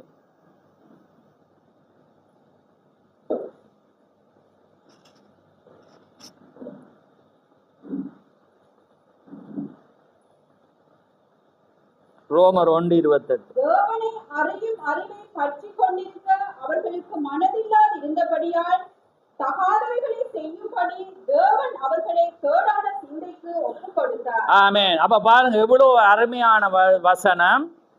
என்னையா திரும்ப துவக்கி விடுங்க. தேவனை அறியும் அறிவை பற்றி கொள்ள அவர்களுக்கு மனதில்லாதபடியினால் தகாதவைகளை செய்யும்படி தேவன் அவளுக்கு என்ன செஞ்சிட்டாராம், ஒப்பு கொடுத்த. இதே மாதிரி ஒரு வசனத்தை தெசலோனிக்கர்ல சொல்றான். அப்ப அதனாலதான் அவங்க என்ன செய்யறாங்கன்னா, அந்த தகாதவைகளை, அப்ப தேவன் இப்படிதான் ஆண்டவர் எங்களை விரும்புறார், நாங்க இப்படிதான் போதனை வருது, இப்படிதான் நடக்கணும் என்று நீங்க கேட்டுட்டு அதை செய்ய மனதா இல்லாட்டி நீங்க ஜீன்ஸ் பிடிக்க வைப்பேர், என நீங்க வந்து அந்த வண்ணமான உடைகளை உடுத்து வைப்பேர், லிப்டிக் அடிக்க வைப்பேர், ஐப்ரோ அடிக்க வைப்பேர், என நீங்க எல்லா அலங்காரத்தை போட வைப்பேர், என அது போடுறது மாத்திரமில்ல, ஸ்டேட்டஸ் வைக்கிறது, ஏன்னா அல்லது வந்து என்ன அதை ஒரு படமா போற, அதெல்லாம் அப்ப பாருங்க, அப்ப உங்களுக்கு விளங்குது இல்லை தானே? புரியுதா உங்களுக்கு? நான் சொல்றது விளங்குதா? இந்த அர்த்தத்தை புரியுங்க. நிர்வாணி எல்லாரையும் உள்ள கூப்பிட்டனாண்டா இதுதான் அர்த்தம். லவோதிக்கால இருந்துட்டு நீங்க பெற்றோர் கேட்டாதான் பிள்ளைக்கு சொல்லி கொடுப்பீங்க, பிள்ளைக்கு சொல்லணும். இப்படி இருக்கு வசனம். ஏன்னா நீ நிர்வாணி பாரு, வேதம் சொல்லுது இப்படி செய்யக்கூடாது. ஆனா நீ மாத்திரமில்ல, உலகமும் பார்க்க நீ என்ன செய்யறான்டா, அதை நீ போடுறான். ஆனா கிறிஸ்தவன் வந்து யாரை போடுவான்டா? தேவனை தான் போடுவான். நான் ஒரு நாள் எப்ப வந்தனோ அந்த நாள்ல இருந்து எந்த படமோ பிள்ளையிட படம் யாருமே நான் போறேன், அவரை மட்டும்தான் போறேன். கர்த்தரை நான் முன்னாதான் வைக்கிறேன். ஏண்டா அவர் தான் என்ற மறைவு. ஆமே, அவருக்குள்ளதான் நான் இருக்க விரும்புறேன். ஏன்னா அவர படம் மட்டும்தான் நான் போட விரும்புறேன். ஏண்டா அதுதான் நான் லட்சியமாக இருக்கிறேன். அதுக்காகவே நான் முடிவு மட்டும் வாழணும் என்று விரும்புகிறேன். அது இடையில வந்து வராதபடி தேவன் என்ன காத்து கொள்ளணும். ஆமே, அப்ப அப்படி வந்து நாங்க எப்பயுமே கர்த்தரை தான் வைக்கணும். நான் ஒரு கிறிஸ்தவன், இவரை தான் நான் என்ன இவரை தான் பின்பற்றுறேன். நான் என்ற அவர் என்ற வண்ணமாக நாங்கள் என்ன செய்யணும், வாழணும். அதனாலதான் எங்களுக்கு அந்த வண்ணமாக வந்து நாங்கள் உலகத்துல வந்து நாங்கள் காண்பிக்க நாங்கள் விரும்புகிறோம். அவர் அடையாளத்தையே நாங்கள் போட விரும்புகிறோம். ஆமேன். அப்ப பாருங்க, ரைட். அப்ப பாருங்க பாருங்க, அதுதான் அந்த வசனம் திரும்ப. தேவனை அறியும் அறிவை பாருங்க. அப்ப தேவன் அறிகிற அறிவை நீங்க பெற்றுக்கொள்ள மனதாய் இல்லாதபடினால கேடானவைகளுக்கு, தெசலோனிக்கரை மிக்ஸ் பண்ணி சொல்றனோ தெரியும், தெசலோனிக்கரில் இப்படி ஒரு வசனம் இருக்காமே. அப்ப தேவன் என்ன செய்யறார், தகாதவைகளை செய்யும்படியாக ஒப்புக்கொடு. அப்ப சேர்ச்சுக்கு வருவீங்க, இதே என்டைம் மெசேஜில் இருப்பீங்க, ஆனா தகாததை யாரும் உங்களுக்கு சொல்லித்தர மாட்டாங்க. அப்படி ஆவிக்குரிய பிணையாசை போல நீங்க வளர்ந்தா கத்தி எடுத்து ஏற்றி விட்டுருவீங்க. ஆமே, அப்படி நீங்க வர்றதான் நாம் விரும்புகிறோம், தேவனும் விரும்புகிறேன். ஏன்னா அப்போ அப்படி நடக்க நாங்களும் என்ன செய்யணும், எங்களை பிணையாசா வந்து மாற்றிக்கொள்ளணும். ஏன்னா நாங்க வந்து அப்படி இல்லாம நாங்க கத்தி எடுத்து அடுத்த கத்தி ஏறிடும் உங்களுக்கு. அப்ப பாருங்க, அப்ப அதே வண்ணமாக நாங்க என்ன செய்யணும், அந்த வைராக்கியத்துல வந்து நாங்க வளரணும். ரைட். அடுத்தது சபை காலங்களுக்கு அளிக்கப்படும் கடைசி ஆலோசனை. இப்ப தேவன் ஆலோசனைக்கு வந்துட்டு இப்ப பார்க்க போறோம் பாருங்க. நான் ஐஸ்வர்யவானாகும்படி நெருப்பிலே புடமிட்ட பொன்னையும் உன் நிர்வாணமாகி அவலட்சணம் தோன்றாதபடி நீ உடுத்திக் கொள்வதற்கு வெண் வஸ்திரங்களையும் என்னிடத்தில் என்ன செய்யட்டாமா வாங்கிக்கொள். ஆமேன். வாங்கிக்கொள். என்னிடத்தில் வாங்கிக்கொள்.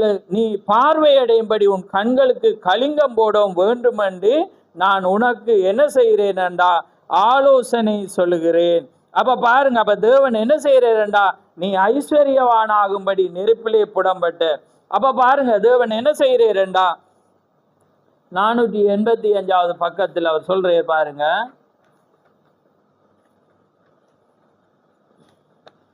முடிக்கலுமோ தெரியல பாபம். அப்ப பாருங்க, நீ ஐஸ்வர்யவான திறமைய சம்பந்தம் எனக்கு ஒரு குறையில்லை என்று சொல்லுகிறாய். லவோதிகா சபை கூறுகிறது, இவ்வுலகத்தின் பொருட்களில் ஐஸ்வர்யம் அடைந்ததாக அது பெருமை பாராட்டி கொள்கிறது. என் பிரியமான சகோதரரை கேளுங்கள். திகர் சொல்ற, என் பிரியமான சகோதரரை கேளுங்கள். தேவன் இவ்வுலகத்தில் தரித்திரரை விசுவாசத்தில் ஐஸ்வர்யவான்களாகவும், அதை வாசிங்க அந்த வசனம், யாக்கோபு 2:5-7 வேத ஆதாரத்தை கொண்டு பேசுறது. என் பிரியமான சகோதரரை கேளுங்கள். தேவன் இவ்வுலகத்தின் தரித்திரரை விசுவாசத்தில் ஐஸ்வர்யவான்களாகவும் தம்மிடத்தில் அன்பு கூறுகிறவர்களுக்கு தாம் வாக்குத்தத்தம் பண்ணின ராஜ்யத்தை சுதந்திரவர்களாகவும் தெரிந்து கொள்ளவில்லையா? நீங்களோ தரித்திரரை கனவீனம் பண்ணுகிறீர்கள். ஐஸ்வர்யவான்கள் அல்லவோ உங்களை ஒடுக்குகிறார்கள். அவர்கள் அல்லவோ உங்களை நியாயசனங்களுக்கு முன்பாக இழுக்கிறார்கள். உங்களுக்கு தரிக்கப்பட்ட நல்ல நாமத்தை அவர்கள் அல்லவோ தூஷிக்கிறார்கள். உன்னிடத்தில் நீ அன்பு கூறுகிறது போல பிறனிடத்திலும் அன்பு கூறுவாயாக என்று வேத வாக்கியம் சொல்லுகிற ராஜரீக பிரமாணத்தை நீங்கள் நிறைவேற்ற. நீங்க வீட்டை போய் பாருங்க மிச்சது. அப்ப பாருங்க, இந்த ஐஸ்வர்யமாகிறது தேவன் அதை சொல்லல. உனக்கு பொருளால நிரப்பி எல்லாத்தாலையும் நிரப்பி அதை தேவன் சொல்லவில்லை. இவர் என்ன சொல்றாருண்டா, நீ ஐஸ்வர்யவானாகும்படி நீ பெறத்துக்காக அவர் என்ன சொல்றேன்டா, நீ இதை வாங்கிக்கொள் என்று அவர் சொல்றே பாருங்க. திகசுடைய பாருங்க, 488வது பக்கத்துல பண ஆசை எவ்வளவு கொடூரமானது என்பதை காண்பிக்க நான் விரும்புகிறேன். ஏன்னா வேதம் தீமோத்தேயுல என்ன சொல்ல, பண ஆசை எல்லா தீமைக்கும் வேறாயிருக்கிற. பண ஆசை எவ்வளவு கொடூரமானது என்பதை காண்பிக்க நான் விரும்புகிறேன். ஐஸ்வர்யம் உள்ளவர்களை அங்கத்தினர்களாக சேர்ப்பதற்கு சபையானது அரும்பாடப்படுகிறது. செல்வாக்கு மீந்தவர்களும் படித்தவர்களும் பணக்காரரும் அங்கத்தினராக சேர வேண்டும் என்று எண்ணி அந்த மார்க்கத்தை வசீகரமாக்குறது. ஆவிக்குரிய வளர்ச்சி செல்வத்தை கொண்டு நிர்ணயிக்கப்படுகிறது அல்ல. உலகம் இப்பொழுது தேவனை கொண்டிருக்க வேண்டும். அதே சமயத்தில் உண்மையான திருச்சபைகள் தேவனற்றதாய் இருக்கிறது. அதுதான் காரியம். அப்ப பாருங்க, சபையானது என்ன செய்யறது என்ற அதிக ஜனாதிபதி வரணும், மற்ற ஐஸ்வர்யவான்கள் வரணும், அப்படி அது வந்தாதான் அங்க தேவன் அசைவாடுகிறார் என்று தேவன் அதை சொல்லல. ஆமென். அவர் எதை கூறுகிறார் என்றா, நீங்க அதை வாசி. இங்க கலாத்தியர் நினைக்கிறேன் பாருங்க. சாரி, கலாத்தியர் இல்லை, அதுல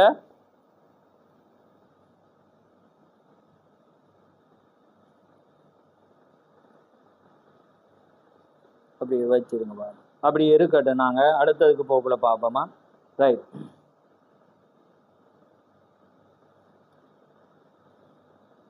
ரைட். பாருங்க, உங்களை சுற்றிலும் மக்களுடைய, அதான் திகசுவை பாருங்க, உங்களை சுற்றிலும் உள்ள மக்களிடம் நடை உடை பாவனைகளை ஆராய்ந்து பாருங்கள்.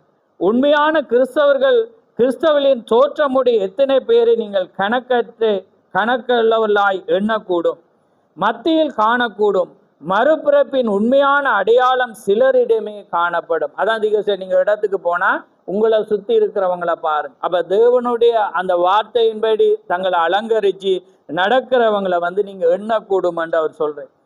மறுபிறப்பின் உண்மையான அடையாளம் சிலரிடையுமே காண, ஆயினும் கோடிக்கணக்கானவர்கள் ரட்சிக்கப்பட்டு பரிசுத்த ஆவியை பெற்றிருப்பதாக சபைகள் கூறுகின்றன. ஆண்களின் உடையை அணிந்து மயிரை கத்தரித்து ஜொசபேலை போன்று வர்ணம் தீட்டிக் கொள்ளும் ஒரு பெண் பரிசுத்த ஆவியை எப்படி பெற்றிருக்க முடியும்? அதனால் தான் ஆனால் துணிகளை தையல் இயந்திரங்களும் கடைகளில் இன்னுமே விற்கப்படுகிறது என்று நான் முன்னமே சொன்னது போல அங்கே வேதம் சொல்கிறது.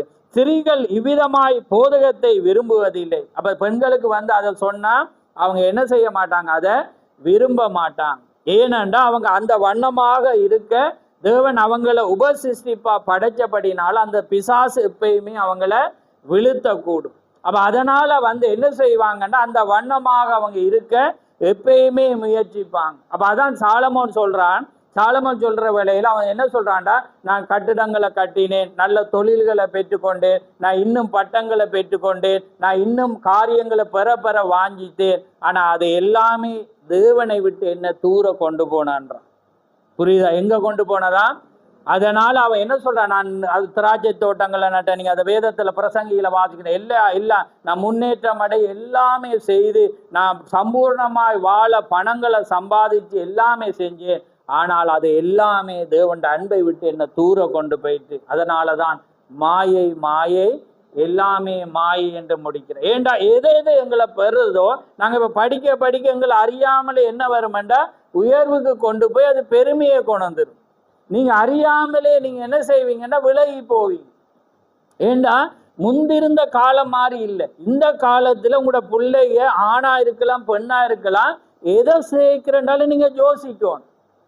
நீங்க பெண்ணுக்கு சேர்த்தாலும் பிள்ளை, ஆணுக்கு சேர்த்தா, ஏன்னா ஆணுங்களுக்கு நிறைய காரியத்தை வச்சு அவன் கொண்டு போய் என்ன செய்ய ஒண்ட வர உங்களோட புள்ள ஜெயிச்சு வர கடைசி எங்க ஜெயிக்கிறது வந்து நிற்குமெண்டா ஞாயிற்றுக்கிழமையில கொண்டு எல்லாமே வைக்கிறாங்க. ஓமா இல்லையான்னு சொல்லுங்க. வச்சோன என்ன நடக்குமெண்டா அந்த பிள்ளையோட என்ன செய்வாங்க, அதுக்கு போவாங்க. போனோன வந்து அவங்க நிறைய நண்பர்கள் அவங்க சந்திக்க வெளிக்கிடுவாங்க. காரியங்கள் வரக்குள்ள என்ன செய்யண்டா பழக்க வழக்கங்கள் மாறும், எல்லாமே மாறணும். அதுக்கு பிறகு நீங்க என்ன சொல்லுவீங்கண்டா உங்களை அறியாமலே அது மாத்திரு. நான் நிறைய பெற்றோரை பார்த்துருக்கிறேன். அது யாரா இருந்தாலும் பாருங்க, அந்த வண்ணமா எல்லாருக்கும் ஆலோசனை சொல்லக்குள்ள தங்கட வரக்குள்ள, ஏன்னா பிள்ளை ஒரு நல்ல ரிசல்ட்ஸ் எடுத்தால் நல்ல காரியத்தை எடுத்தால இது எங்களுக்கு பெருமைன்னு பெண்கள் சொல்லி கொடுப்பாங்க. அது ஏண்டா பெண்கள்ற இயல்பு. அந்த டைம் வரக்குள்ள அவங்க அதை தான் சொல்லுவாங்க. தங்கட ஆவிக்குரிய பிள்ளைன்னு பார்க்க மாட்டாங்க சொல்லுவாங்க. அப்போ ஒரு இந்த கடவுளுக்குள்ளால இருக்கிறவங்க மண்டையை போட்டு பிக்கிற மாதிரி வேறு விளங்குது. அந்த பேச்சை கேட்கக்குள்ள வந்து கஷ்டமாயி விளங்குது அவங்களுக்கு. ஏனண்டா தேவன் வந்து இப்ப இது உங்களுக்கு கஷ்டமா இருக்கோ தெரியும், ஆனா இதுதான் சத்தியம். வந்து வேதம் வந்து இதுதான் சத்தியம். ஏனண்டா தேவன் வந்து அதுக்காக உங்களுக்கு அதை விட அவர் தரப்பு. தேவன் அதை விட உங்களை உயர்த்தையிலும் ஆடு மேய்ச்சவன் அரசனா மாத்திலுமெண்டா அன்றைக்கு செய்வேன்னா இன்றைக்கு அதை விட அவர் செய்வேன். அதுக்கான ஆடை மேய்க்க போறேன்னு அங்க ராணியா மாத்தட்டும் என்று சொல்றது அது இல்லை. நீங்க தேவனுக்காக செய்யக்குள்ள தேவன் வந்து அதுக்காக வந்து மற்றது என்னொண்டே நான் சொல்றேன்டா தீக்கசி வடிவா சொல்றேன். நான் கல்வியை வெறுக்கையில கல்வியிட திட்டத்தை தான் நம்ம இருக்கு. ஏன்னா அது வந்து தேவனோட வரக்கூடாது, ஜாயிண்ட் ஆகக்கூடாது. விளங்க தேவண்ட ஆலயங்களுக்கோ தேவண்ட அலங்கரிப்புக்கோ உங்களோட உடைக்கோ ஏன்னா தேவண்ட அன்பை பிரிக்க கூடாது. சாத்ராமேசா அவங்க அவங்கள போல ஞானி இல்லை, தானியலை போல அறிவு படைச்சவங்க இல்லை, எல்லாமே பவுல போல ஒன்றுமே இல்லை. ஆனா அவன் உலக ஞானத்தோட கொண்டு வந்து வேதத்தை போதிக்கல. இந்த காலத்துல பிறர் இப்படி இதண்டலாம் என்று அப்படி போதிக்கல. அவன் சொல்றான் அது எனக்கு பைத்தியம், அதெல்லாம் நான் மறந்துட்டேன்ன்றான். ஆனா அவனோட படிப்பு வரக்குள்ள அதை எடுத்து அவன் பயன்படுத்துவான். அதை நான் பிரசங்கிக்கல. புரியுதா? நான் உங்களுக்கு சொல்றேன். நான் என்ன சொல்றேன்டா நீங்க கவனமா இருங்கன்ற. அதுக்காக தான் நாங்க எங்களோட பிள்ளையில வந்து எதுக்கு நன்மையோ தீமை எதுக்கு எல்லாத்துக்கும் ரிஜெக்ட் பண்றோம். கவலையா இருக்கும்.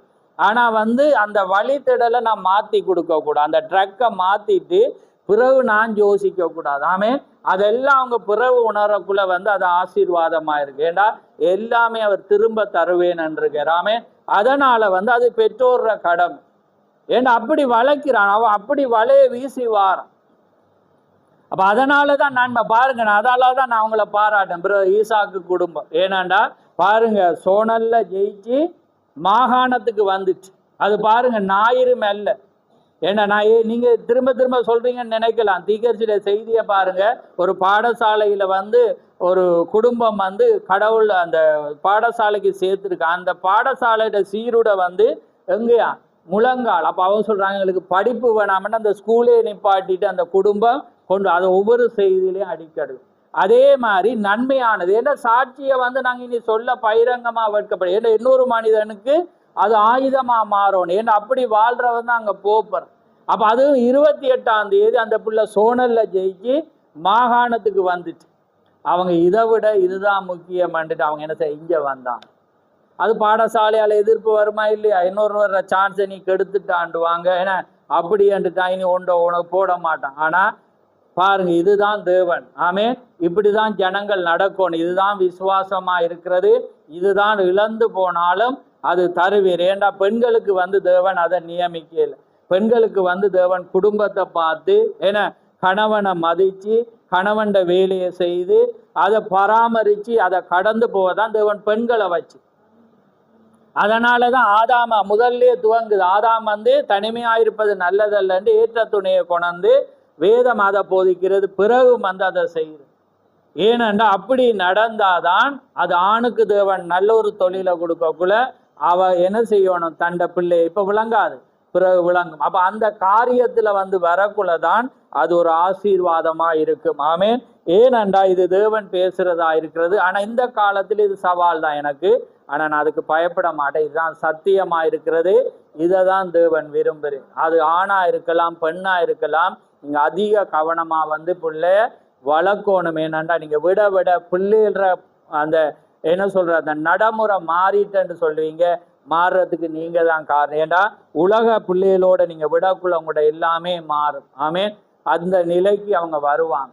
ஏன்னா ஸ்போர்ட்ஸுக்கு பொம்பளை பிள்ளைகளை விட்ட பாருங்க, அந்த எங்கட ஸ்கூல் நான் பேரை யூடிபி என்ற விட சொல்ல, அந்த பிள்ளைகள் காலையில இந்த அளவுக்கு போட்டு பையன் என்ன இதா போகுங்க. அதே நேரம் குந்திருக்கு. ஏன்னா அதுகள் முதல் இதண்டுங்கள். ஆனா அந்த காய்ச்சட்டையை போட்டு ஸ்போர்ட்ஸ் செய்ய வளர்ந்து என்னன்னா அதுக்கப்புறம் அதுகளுக்கு நிர்வாணம் என்று தெரியாது. புரியுதா உங்களுக்கு? அப்ப ஏனண்டா அதுக்கு யார் காரணம்டா, பெற்றோர் அனுமதிச்சது, அந்த பிள்ளை போனது, அதுக்கு பிறகு அதுக்கு தெரியாது. அப்ப அதுக்கு பிறகு செய்ய செய்ய அதோட அங்கங்கள் எல்லாமே வித்தியாசப்படும். ஒரு ஆணை போல வரும். அதுக்கு பிற்பாடு அதுக்கு ஒன்றுமே தெரியாது. ஏனென்றா அந்த வண்ணம். ஆனா தேவண்ட காரியத்தில் இருக்கிறவங்க அந்த வண்ணமாய் நடக்க முடியாது. ரைட். அப்ப பாருங்க, ரைட். அப்ப ஸ்திரீகள் இவ்விதமாய் போதகத்தை விரும்புவதில்லை என்பதை நான் அறிவேன். ஆனால் சௌரியே, உன்னுடைய செயல்கள் தேவனுடைய பார்வையில் தவறாக காணப்படுகின்றன. ஒரு ஸ்திரீ மயிர் கத்தரிப்பதை வேதம் அனுமதிப்பதில்லை. தேவன் தலையை மூடுவதற்கென்று மயிரை பெண்களுக்கு கொடுத்திருக்கிறார். அவர்கள் அதை நீளமாக வளர்க்க வேண்டும் என்று அவர் கட்டளையிட்டிருக்கிறார். அது ஸ்திரீகளின் மகிமையாயிருக்கிறது. அவர்கள் மயிரை கத்தரிக்கும் போது தங்களுடைய கணவன்மாரின் ஆதிக்கத்தில் இருந்து அவர்கள் விலகுகிறார்கள் என்பதை அவர்கள் அறிவார்களா? அப்பொழுது ஏவாளை போன்று அவர்கள் தங்கள் சொந்த வழிகளை பின்பற்றுகின்றனர் என்று கருதப்படுகிறது என்று சொல்றேன். வாசிக்க நேரமில்லை. அப்படி 490 வீட்டை இருந்தா பாருங்க, வேதம் அந்த வண்ணமாக அங்கே கூறுகிறத நாங்க பார்க்கிறோம். இப்ப தேவனுடைய வியாதியின் நிர்ணயம் வருகிறது. அவர்கள் ஒரு குறைவும் இல்லை, ஆவிக்குரிய பிரகாரம் ஐஸ்வர்யவான்களா என்று அவர்கள் கூறினாலும் தேவன் அவர்களை குறைவுள்ளவர்களாகவே காண்கிறார். தேவன் அவர்களை நோக்கி நீ நிர்பாக்கியம் என்று அவர் என்ன சொல்லுகிறார் என்பதை நாங்க இப்ப பார்க்கிறோம். அப்ப பாருங்க, அந்த வண்ணமாய் அவர்கள் என்ன செய்கிறார்கள், இருக்கிறார்கள். ஆனா தேவனோ என்ன செய்யறேன்டா, உண்மையான ஜனங்களை கொண்டுதான் அவர் சேவை செய்ய. அப்போஸ்தலர் 6:3 வாசிச்சுட்டு நாங்கள் அடுத்த ஸ்டெப்புக்கு போவோம். நான் சரியா அந்த டைமுக்கு முடிச்சிடுவேன். நான் ஸ்பீடா போறேன் நீ அடுத்த கட்டங்களை. அதனால் சகோதரரே, பரிசுத்த ஆவியும் ஞானமும் நிறைந்து நற்சாட்சி பெற்றிருக்கிற 7 பேரை உங்களில் தெரிந்து கொள்ளுங்கள். அவர்களை இந்த வேலைக்காக ஏற்படுத்துவோம். ஆமே. அப்ப பாருங்க, பரிசுத்த ஆவியை பெற்று நற்சாட்சியை பெற்று காரியங்களை பெற்றவங்களை என்ன செய்யட்டாமா, ஏற்படுத்தி சபையை என்ன செய்யட்டாமா, நடத்தணும். இதுதான் தேவன் விரும்புகிறார் ஒழிய. ஆனா இவங்க என்ன செய்யறாங்க, இப்படியான மனிதர்களை ஏற்படுத்தி கடந்து போறார்கள். ஐஸ்வர்யவான்கள் அவங்க என்ன செய்யறாங்களா, ஏற்படுத்தி காரியங்களை ஏற்படுத்தி என்ன செய்யறாங்க, பெரிய பெரிய படித்தவர்களை ஏற்படுத்தி போறாங்க. இவங்கிட்ட கொடுத்தா இதை செய்வாங்க. ஆனா அவங்க அதே நேரம் இருந்தாலும் அதே பரிசுத்த ஆவியை பெறுவாங்களா இருந்தா அது சரி. அதுக்காக தான் தீக்கரிசி அந்த அப்போஸ்தலர் 6:3 சொல்றேன். நாங்க இப்ப அடுத்ததுக்கு போறோம். கடைசி ஆலோசனைக்கு தேவன் வர்ற பாருங்க. பாருங்க, சபையின் காலங்களுக்கு அளிக்கப்படும் கடைசி ஆலோசனை. தேவனுடைய ஆலோசனை மிகவும் சுருக்கமாயிருக்கிறது. அவர் கடைசி கால சபைக்கு ஒரே நம்பிக்கை, ஒரே நம்பிக்கைக்கு வழி நடத்துகிறார். அந்த நம்பிக்கை அவரே. என்னிடத்தில் வாங்கிக்கொள். அப்ப பாருங்க, அவர் என்ன சொல்றேன்டா, என்னிடத்தில் லவோதிக்கா சபை தேவனுடைய ராஜ்யத்தின் ஆவிக்குரிய பொருட்களை அங்கே தேவனிடத்தில் ஆவிக்குரிய பொருட்கள். அப்ப தேவன் என்ன சொல்ற, என்னிடத்துல நீ வாங்கிக்கொள் என்று அவர் சொல்லுகிறார். அப்ப பாருங்க, பிலிப்பியர் 2:13 எடுத்து வாசிங்கடா கண்டு.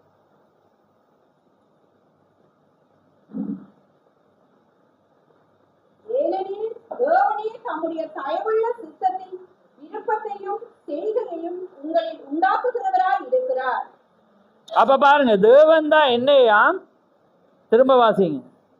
ஏனெனில் தேவனே தம்முடைய தயவுள்ள சித்தத்தின்படி விருப்பத்தையும் செய்கையையும் உங்களில் உண்டாக்குகிறவராய் இருக்கிறார். ஆமே, யார் உங்க மத்தியில இருந்து அதை விரும்புறது? தேவன் தான். தயவுள்ள அவருடைய சித்தத்தின்படி எண்ணத்தையும் செய்யையும் கொண்டுக்குறது அவராயிருக்கிறார். அப்ப அதை தான் நீங்க என்ன செய்யணும்? வாங்கிக்கொள்ளும். என்னத்தை வாங்கி கொள்ளட்டாமா? பொண்ணை வாங்கிட்டா. அந்த பொண்ணு என்னக்குள்ள உலக பொண்ணு அல்ல. எதை வாங்கட்டாமா? வாசிங்க 1 பேதுரு 2 என்று நினைக்கிறேன். வாசிங்க 1 பேதுரு 1:7.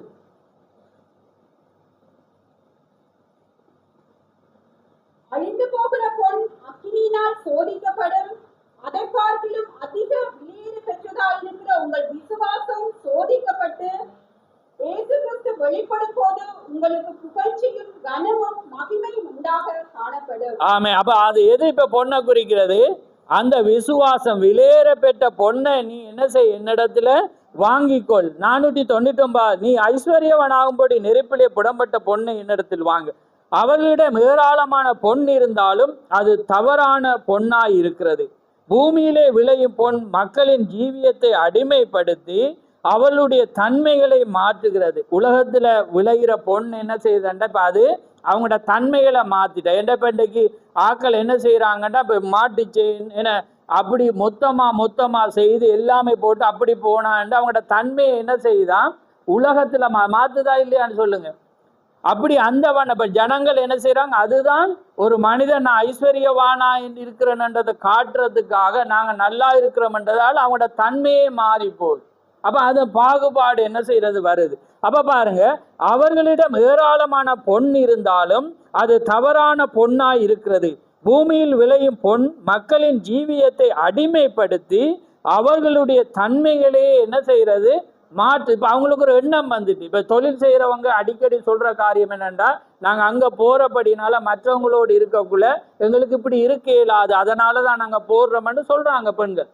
ஏனென்றா அது அந்த பாருங்க அந்த தன்மையை அதை அவங்களுக்கு மாத்தி. ஏன்னா உலகம் பார்க்க, என்ன நீ இப்படி இருக்கிறா, பொட்டும் இல்லை அப்படி என்ற விதவையா என்ன, அல்லது தாலியும் இல்லாட்டி புருஷன் சேர்த்துட்டேரா என்ன, அப்படி சொல்லிடுவாங்கன்ட்டு இவங்க சொல்றாங்க.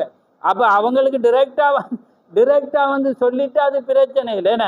இதனாலதான் தேவன் காரியம். அப்ப பாருங்க, அது எல்லாமே வேதம் ஞானத்தோட சொல்லுது. அதுக்கான நான் சொல்றத புரிவீங்கன்றதுக்கான சத்தியம் இதை தீக்கரிச்சு சொல்லுறாரு. ஆமென். அப்ப பாருங்க, அவங்களோட தன்மையை மாற்றி அவர்களை நிர்மூலமாக்குறது. அதன் மேலுள்ள பேராசை எல்லா பொல்லாங்கிற்கும் காரணமாகிறது. அதனால் என்ன செய்யறது? அந்த ஆசை என்ன செய்யுது? காரணமாகி திருடனும் திரும்ப எடுக்கிறதுக்கு அது காரணமாகறதுக்கு என்ன செய்யறது? அதை வைக்குது. என்ன எல்லாமே அளவா இருந்தா அது சந்தோஷம், எல்லாமே நல்லதா இருந்து மனம் நல்லதா இருந்தா எல்லாமே தேவன் ஆவி வந்தா அதுதான் உங்களுக்கு ஆசீர்வாதம். விசுவாசம் அதை விட அதாலதான் அந்த அந்த அந்த கட்டம் வரும். நீங்க பெண்களா வேலைக்கு போனா நீங்க சொல்லுவீங்க, பேதுருவை போல இழுத்து விடுவீங்க. என்ன வெள்ளியும் பொண்ணும் என்னிடத்துல இல்லை, நசரனாய இயேசுவின் நாமத்தினாலே எழுந்து நடன்னு சொல்லிடுவீங்க. அப்ப அதை விட அது பொண்ணு அதிகமாயிரும். ஏன்னா அப்ப அது சொல்லு. அப்ப இது இருந்தா அவங்க உங்களுக்கு மதிப்பு, என்னை விட இவன் ஒரு பாக்கியம் உள்ளவன் அவங்க உங்களுக்கு சொல்லுவாங்க. ஏண்டா அந்த ஆசீர்வாதத்தை தேவன் உங்களுக்கு தந்திருக்கிறார். அப்ப பாருங்க, எல்லாமே காரியங்கள் அளவோட இருந்து சில காரியங்களை நீங்க செய்து போனா அது மகிழ்ச்சியா இருக்கிறது. எனக்கு கஷ்டமா இருந்தாலும் இது சத்தியமா இருக்கிறது. ஆமென். அப்ப பாருங்க, இவளுக்கு பின்பு வேறொரு தூதன் அதிகாரம் உடையவன். அப்ப நாங்க அதை வாசிக்க நேரமில்லை, அடுத்ததுக்கு போவோம். அப்ப பாருங்க, அந்த வண்ணமாயினது இக்காலத்து கள்ள சபை விளையும் பொன்னை உடையதா இருக்கிறது. ஆனால் தேவனுடைய பொன் ஒன்று உள்ளது, அது அழிந்து போகிற பொன் அக்கினியினால். நாம் முன்னுக்கு சொன்ன மாதிரி அதுதான் தேவனுடைய துன்பங்களின் மூலம் சோதிக்கப்பட்டு பிரகாசமாய் விளங்கும் கிறிஸ்தவனின் தன்மை தேவனுடைய பொன்னாய் இருக்கிறது. அப்ப அந்த பொன் எதை குறிக்கிறது? கிறிஸ்தவனின் தன்மை தான் அவன் பொண்ணா இருக்க. நீங்க சொல்லுங்க, நீங்க தங்கம் அண்டுவீங்க, அர்ச்சனா சொல்ற மாதிரி. அது என்ன மற்றவங்க சொல்லுவாங்க, நீங்க தங்கம் என்ன, நீங்க எனக்கு கிடைச்ச தங்கம் என்ற மாதிரி தேவன் உங்களுக்கு சொல்லுவார். புரியுதா? அவங்களை சொல்றவங்க அந்த மொழி நடைய சொல்றேன். நீங்க சொல்லுங்க. ஏன்னா சொல்லுங்க, சில பேர் கணவன் எனக்கு கிடைச்ச தங்கம் மண்டுவாங்க, மனைவிய சில பேர் சொல்லுவாங்க தங்கம் மண்டு, எனக்கு கிடைச்ச புள்ள தங்கமான புள்ளன்ற மாதிரி. அப்ப அந்த தன்மை ஒரு நல்ல பிள்ளையா இருந்தா உங்களுக்கு சேவை செய்து, ஏன்னா உங்க அம்மா அப்பா கீழ்படிச்சு நல்லா படிச்சு வந்தா நீங்க சொல்லுங்க நல்ல தங்கம் மண்டு. ஏன்னா அதுதான் தங்கம். அப்ப துன்பங்களின் மூலம் சோதிக்கப்பட்டு பிரகாசமாய் விளங்கும் கிறிஸ்தவனின் தன்மை தேவனுடைய பொண்ணாயிருக்கு. அப்போ ஒரு மனிதன் தன்மை நல்லா இருந்தா எல்லாரும் நேசிப்பாங்க. ஆமே. அப்ப அதை தான் தேவன் பொண்ணாக விளங்குது. ஆமே. அப்ப மற்ற பொண்ணு அவர் குறிப்பிடவே இல்லை, அது சாபனம், அதை தான் சொல்லுவாங்க. ஆனா தேவண்ட பார்வையில இதுதான். அப்ப அதனால வேதம் சொல்கிறது, ஆனால் சபையை இன்று அழிந்து போகும் பொன்னை வைத்திருக்கிறது, அது ஐஸ்வர்யம் உள்ளதா இருக்கிறது, அதன் தற்பேராசை நிலைமையை குறித்து அது திருப்தி அடைந்ததா இருக்கிறது, அதன் ஆவிக்குரிய முன்னேற்றம் அது பெற்ற ஐஸ்வர்யத்தை கொண்டு அளவிடப்படுகிறது. ஆனால் தேவனுடைய ஆசீர்வாதம் அதல்ல. தாமதம் ஆவதற்கு முன்பு நீ திரும்பி வந்து நெருப்பிலே புடமிட்ட பொன்னை என்னிடத்தில் வாங்கிக்கொள், நீ ஐஸ்வர்யவானா என்று தேவன் அழைக்கிறார். நாம் இந்த அழைப்புக்கு இடங்குறோமா? மாமிசத்தில் நிர்வாணமாய் உலகத்தில் நாம் வந்தோம், ஆனால் ஆவியின் நிர்வாணிகளாய் நாம் இதை விட போகக்கூடாது. நம்முடன் நாம் எதையாயிலும் கொண்டு போக வேண்டும், நம்முடைய தன்மையிலே தேவனிடத்தில் கொண்டு போறது. அப்ப உலகத்துல நாங்க போகக்குள்ள நிர்வாணியா தான் போகிறோம், ஆனா எங்களுக்குள்ள தன்மை அங்க கொண்டு போவோம். எங்களோட தன்மை நாங்க என்னென்ன நன்மையை செஞ்சோமோ நாங்க வேதத்துல வாசிச்சிருக்கோம். ஒருவனுக்கு இயலாதவனுக்கு அல்லது அவனுக்கு சாப்பாடு கொடுக்க இயலாதவனுக்கு சில நாங்க என்ன செய்யறோம், நாங்க இன்னைக்கு சாப்பாடு கூப்பிடுறோம், அவங்க ஒருக்கா கூப்பிடுவாங்க, நாங்க கொடுக்குறவனுக்கு கொடுக்குறோம். என்ன ஆனா வேதம் என்ன சொல்லுது, நீ கொடுக்காதவனுக்கு கொடுத்தா அந்த பலன் உன்னோடு கூட அங்க வருமா. அப்ப ஒரு மனிதன் இந்த பூமியில செய்யற நல்ல தன்மைகள் நிர்வாணியா போனாலும் அந்த தன்மையில் அங்க போனஸுக்கு வருது. அந்த போனஸுக்கு அவன் ஒருவேளை அங்க 2ஆம் மரணத்துல வெள்ளாடு செம்மறியாடு பிரிக்கக்குள்ள தேவண்ட ஜனத்துக்காக செய்தது நிமித்தம் அவனுக்கு என்ன செய்யறதுண்டா இலவசமா உள்ள டைரக்டா போறான். பாடுபட்டு இந்த மனவாட்டியா இருந்து போவாம பாருங்க அங்க என்ன செய்யறான், அதுக்குள்ளால வார யாரண்டா இந்த தன்மைகளோட வாழ்ந்தவன், நல்ல நட்பண்புகளோட வாழ்ந்து தேவண்ட ஜனத்துக்காக சேவை செய்தவனுக்கு அந்த தன்மை வருது. ரைட். நம்முடன் நாம் எதையாகிலும் கொண்டு போக வேண்டும், நம்முடைய தன்மைகளை மாத்திரம் நம்முடன் நாம் கொண்டு போக முடியும். துன்பமாகிய நெருப்பிலே புடமிட்டு விளங்குகிற கிறிஸ்தவனின் தன்மைகளை போன்ற தன்மைகளை நாம் கொண்டு போவோமாக, அல்லது நட்பெற்ற லவோதிக்கா சபையில் காணப்படும் தன்மைகளை கொண்டு போகக்கூடாது என்று வேதம் என்ன செய்கிறது சொல்லுகிறது. இப்ப நான் அடுத்தது, நீ பார்வை அடையும்படி உன் கண்களுக்கு என்னத்தை போடட்டாமா, கலிங்கம் போடு. அப்ப அந்த கலிங்கம் எதுவா இருக்கிறது? அப்ப தீக்கர் சொல்றேர், நான் அதுக்கு முன் வாசிச்சு, பரிசுத்தாவியாக இந்த கலிங்கம் கிரயம் இல்லாமல் அழிக்கப்படும். அப்ப கலிங்கம் என்பது பரிசுத்தாவியை குறிக்கப்படுகிறது. அப்ப அதான் கலாத்தியர் 3:2-3 வாசிச்சீங்கன்னா நீங்க எதனால பெற்றீங்க, எந்த ஆவியினால பெற்றீங்க, எதுல ஆரம்பிச்சு எதை இழந்து போனீங்கன்னு பவுல் சொல்றான். அப்ப அது பரிசுத்த ஆவிதான் கலிங்கம். அப்ப பாருங்க 5:3 பாருங்க, நான் சிறுவனாய், திகஸ் என்ன சொல்றேன்னா அவர் சிறுவனா இருந்த வேளையில் அவங்க ஒரு ஏழ்மையான வீட்டுல இருந்தாங்களாம். ஏழ்மையான வீட்டுல இருக்கக்குள்ள அந்த மர பலகை இடையால இந்த பாலடைஞ்ச வீட்டுக்குள்ளால என்ன செய்யுமாண்டா அந்த குளிர் காற்று அவங்களோட கண்களை என்ன செஞ்சிருமா, வீங்க வச்சு மூட வச்சிடும். அப்ப அவங்களோட அம்மா என்ன செய்வாங்க, ஒரு மிருகத்திலிருந்து வர்ற அந்த கூன் என்னும் ஒரு அந்த வீணி மாதிரி ஒன்றை எடுத்து அது என்ன செய்வாங்க, சூடாக்கி அந்த கண்ணுல போட்டோன்னா அது அடுத்த நாள் என்ன செஞ்சிருமா, திறந்துடும். அப்ப அந்த தேவன் என்ன சொல்ற, என்னிடத்துல நீ என்ன செய், கலிங்கத்தை வாங்கிக்கொள். அப்ப அந்த வாங்கி கொண்டா, பரிசுத்த ஆவியை வாங்கி கொண்டாதான் உங்களோட கண் திறக்கப்படும். அப்ப எது நல்லது எது கெட்டதுன்றது உங்களுக்கு தெரியும். ஆனா அப்ப அதனாலதான் வேதம் என்ன சொல்லுகிறதுண்டா, அந்த வண்ணமாக நீ செய். 1 கொரிந்தியர் 2:9-16 வாசி. இன்னும் 5 நிமிஷம் இருக்கு, நாங்க முடிக்க போறோம். 1 பேதுரு 2:9-16.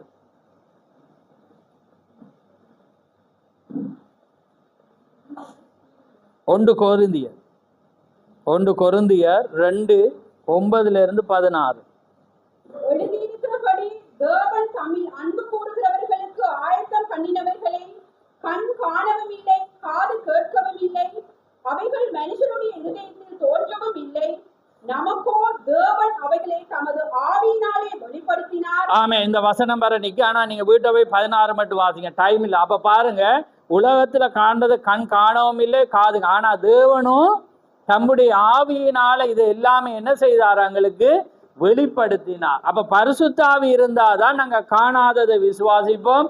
ஆபிரகாம் காணாததை என்ன செய்ய விசுவாசிச்சு பண்ண இது எங்களுக்கு கிடைக்கும் என்று நாங்க என்ன செய்வோம், நம்புவோம். தேவண்ட வாக்கு தத்தம் எல்லாமே நாம் நம்புவோம். அப்பதான் இந்த வார்த்தை என்ன செய்யுமெண்டா, தீக்க சொல்றேன், பரிசுத்தாவி இருந்தாதான் நீங்க வெளிப்பாடை பெற்றுக்கொள்ளலாம். வார்த்தையை நீங்க வெளிப்பாடாக பெற்றுக்கொள்ளலாம். அப்பதான் வார்த்தையோட கண்கள் திறக்கப்படும். அப்பதான் அவர் சொல்லி, நீ என்னிடத்துல நீ என்ன செய், நிர்வாணமாகாதபடி கலிங்கத்தை நீ என்ன செய், வாங்கிக்கொள். அப்ப வாங்கினா என்ன அர்த்தம், பரிசுத்தாவி இருந்தா நாங்க இழக்கப்பட்டு போவதில்லை. எது சரி எது பிழை என்பதை நாங்க என்ன செய்வோம், கற்றுக்கொள்ளும். இப்போ இதுல அடுத்தது ஒரு சூப்பர் வசனம். அடுத்தது அவர் சொல்றார் 19ஆம் வசனம், நான் நேசிக்கிறவர்களையோ அவர் கடிந்து கொண்டு என்ன செய்யறாரா, நான் நேசிக்கிறவர்களையோ அவர்களை கடிந்து கொண்டு சிட்சிக்கிறேன், ஆகையால் நீ ஜாக்கிரதையாயிருந்து மனம் திரும்பு. இப்ப இதுல இந்த நான் என்ற பதம் கிரேக்கத்துல விசேஷித்தமா சொல்லப்படும். இப்ப தமிழ்லயே நான் என்று எழுதியிருக்கிறது. நான் என்றக்குள்ள என்னண்டா, வேதம் என்ன சொல்லுது, என்னை நேசிக்கிறவர்களை நான் நான் நேசிக்கிறவர்கள்டா அதை விட புரியுதா உங்களுக்கு? இப்ப யோவானை குறித்து எழுதக்குள்ள எப்படி எழுதி இருக்கிறது, யோவான் நேசிச்ச இயேசு என்று எழுதியிருக்கா, இயேசு நேசிச்ச யோவான் என்று இருக்கா? இயேசுக்கு அன்பான சீசன் என்று தான் இருக்கு. அப்ப இயேசுக்கு அன்பானவன்டா.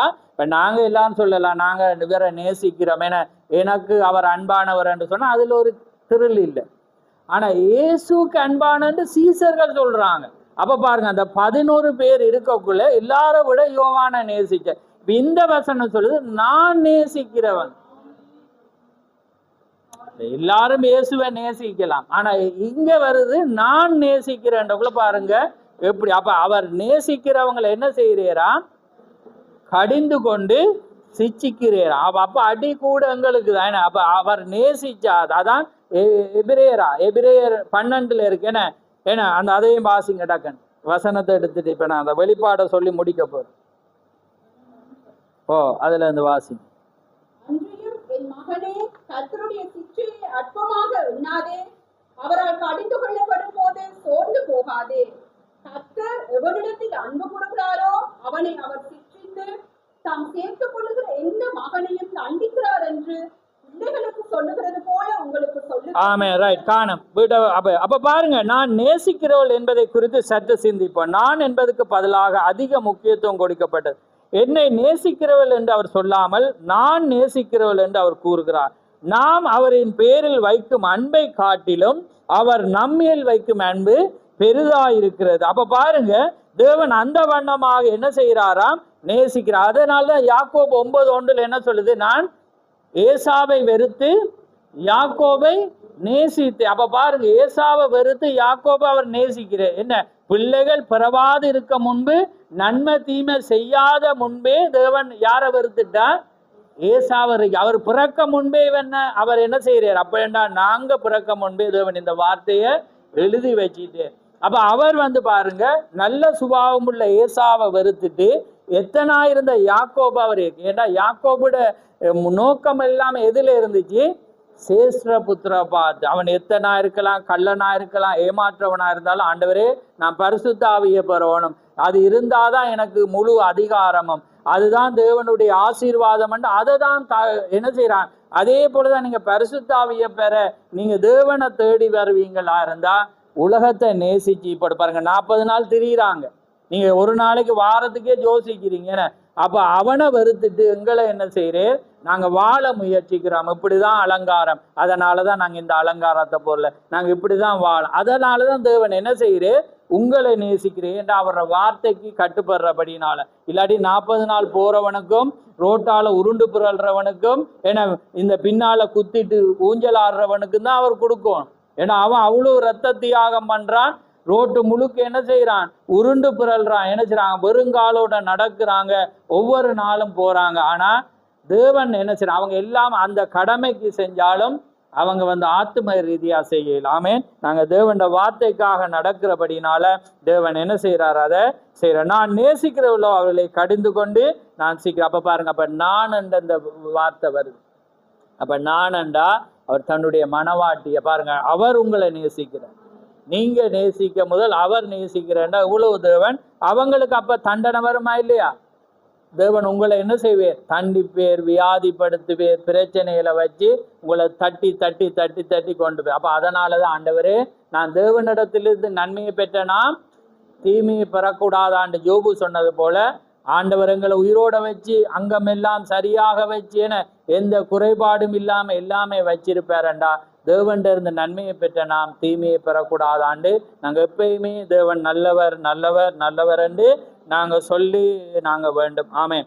அப்ப பாருங்க, மேற்கூறிய வசனங்களில் தேவனுடைய அன்பு விவரிக்கப்படுகிறது. அவரை போன்ற தன்மைகளை கொண்ட புத்திரர்கள் அடங்கிய நமது சொந்தமான குடும்பத்தை பெற அன்பினாலே அவர் என்ன செய்கிறார், வாஞ்சிக்கிறார். இன்னொரு வசனத்தை வாசித்து முடிப்போம்.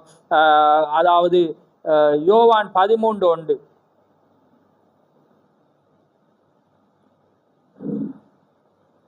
பஸ்கா பண்டிகைக்கு முன்னே இயேசு இவ்வுலகத்தை விட்டு பிதாவினிடத்துக்கு போகும்படியான தம்முடைய வேளை வந்ததென்று அறிந்து தாம் இவ்வுலகத்தில் இருக்கிற தம்முடையவர்களிடத்தில் அன்பு வைத்தபடியே முடிவு பரியந்தம் அவர்களிடத்தில் அன்பு வைத்தார். ஆமென். பாருங்களா, இந்த பூமியில அவர் இருக்கக்குள்ள மட்டும் அன்பு வைக்காம முடிவு பரியந்தம் அவரிடத்துல என்ன செய்யறாராம், அன்பு வைக்கிற. பாருங்க, அவரை போல அன்பு வைக்கலுமா? நாங்க என்ன கொஞ்ச நாள் இங்க வாழக்குள்ள ஏன்னா இங்க நல்லா நேசிச்சு நல்ல பெஸ்ட் ஃப்ரெண்டா இருந்துட்டு அப்புறம் வெளிநாடு போனா ஆக்கள் மறந்துடுவான்.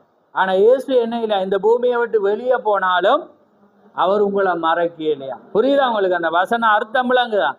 அப்ப அதுதான் அன்பு. அன்பு எப்பயுமே மாறக்கூடாது. ஏன்னா அப்ப அந்த அன்பு போல என்ன செய்யறான் இயேசு, இந்த பூமியில தம்முடையவர்களிடத்துல அன்பு வைத்தது போல அவர் முடிவு பரியந்தம் என்ன செய்யறான், தம்முடையவரிடத்துல அன்பு வைத்தாதான் அன்பு. அன்பு ஆரம்பத்துக்கும் முடிவுக்கும் அவர் தேவனாயிருந்து அவர் என்ன செய்யறாராம், அன்பு. அதனால நீ ஜாக்கிரதையாயிருந்து என்ன செய்யட்டாமாம், மனம் திரும்பு. 508வது பந்தி. அப்ப பாருங்க, ஜாக்கிரதையாயிருந்து மனம் திரும்பு. யோவான் 2:17 வாசிங்க.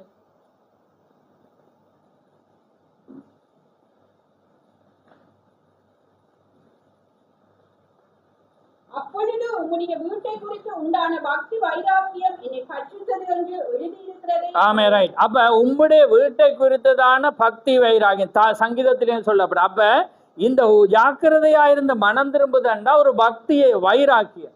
அப்ப தீக்கர்சி அந்த வைராக்கியத்தை குறித்து சொல்லக்குள்ள இந்த நியாய பிரமாணத்தின் மேல் இருக்கிற வைராக்கியமோ, இந்த யூதர்கள் செய்த வைராக்கியமோ, அல்லது சபையை குறித்த வைராக்கியத்தை அவர் சொல்ற இல்லை, உம்முடைய வசனத்தை குறித்ததான வைராக்கியம். அப்ப அவருடைய வார்த்தையின் பேரில் இருக்கிற வைராக்கியம். ஆனால் தேவனோ வேறு விதமான வைராக்கியத்தை எதிர்பார்க்கிறார். நான் தவறு என்று வைராக்கியத்தோடு இவர்கள் கூக்குரலிட வேண்டும் என்கிறார். ஆனால் யார் அவருடைய தவறை ஒப்புக்கொள்வார்கள்? அதான் திக சொல்ல என்னன்னா, நாங்க அந்த பக்தி வார்த்தை நிமித்தம் வரக்குள்ள ஆண்டவரே நான் தவறு, அந்த வைராக்கியம்.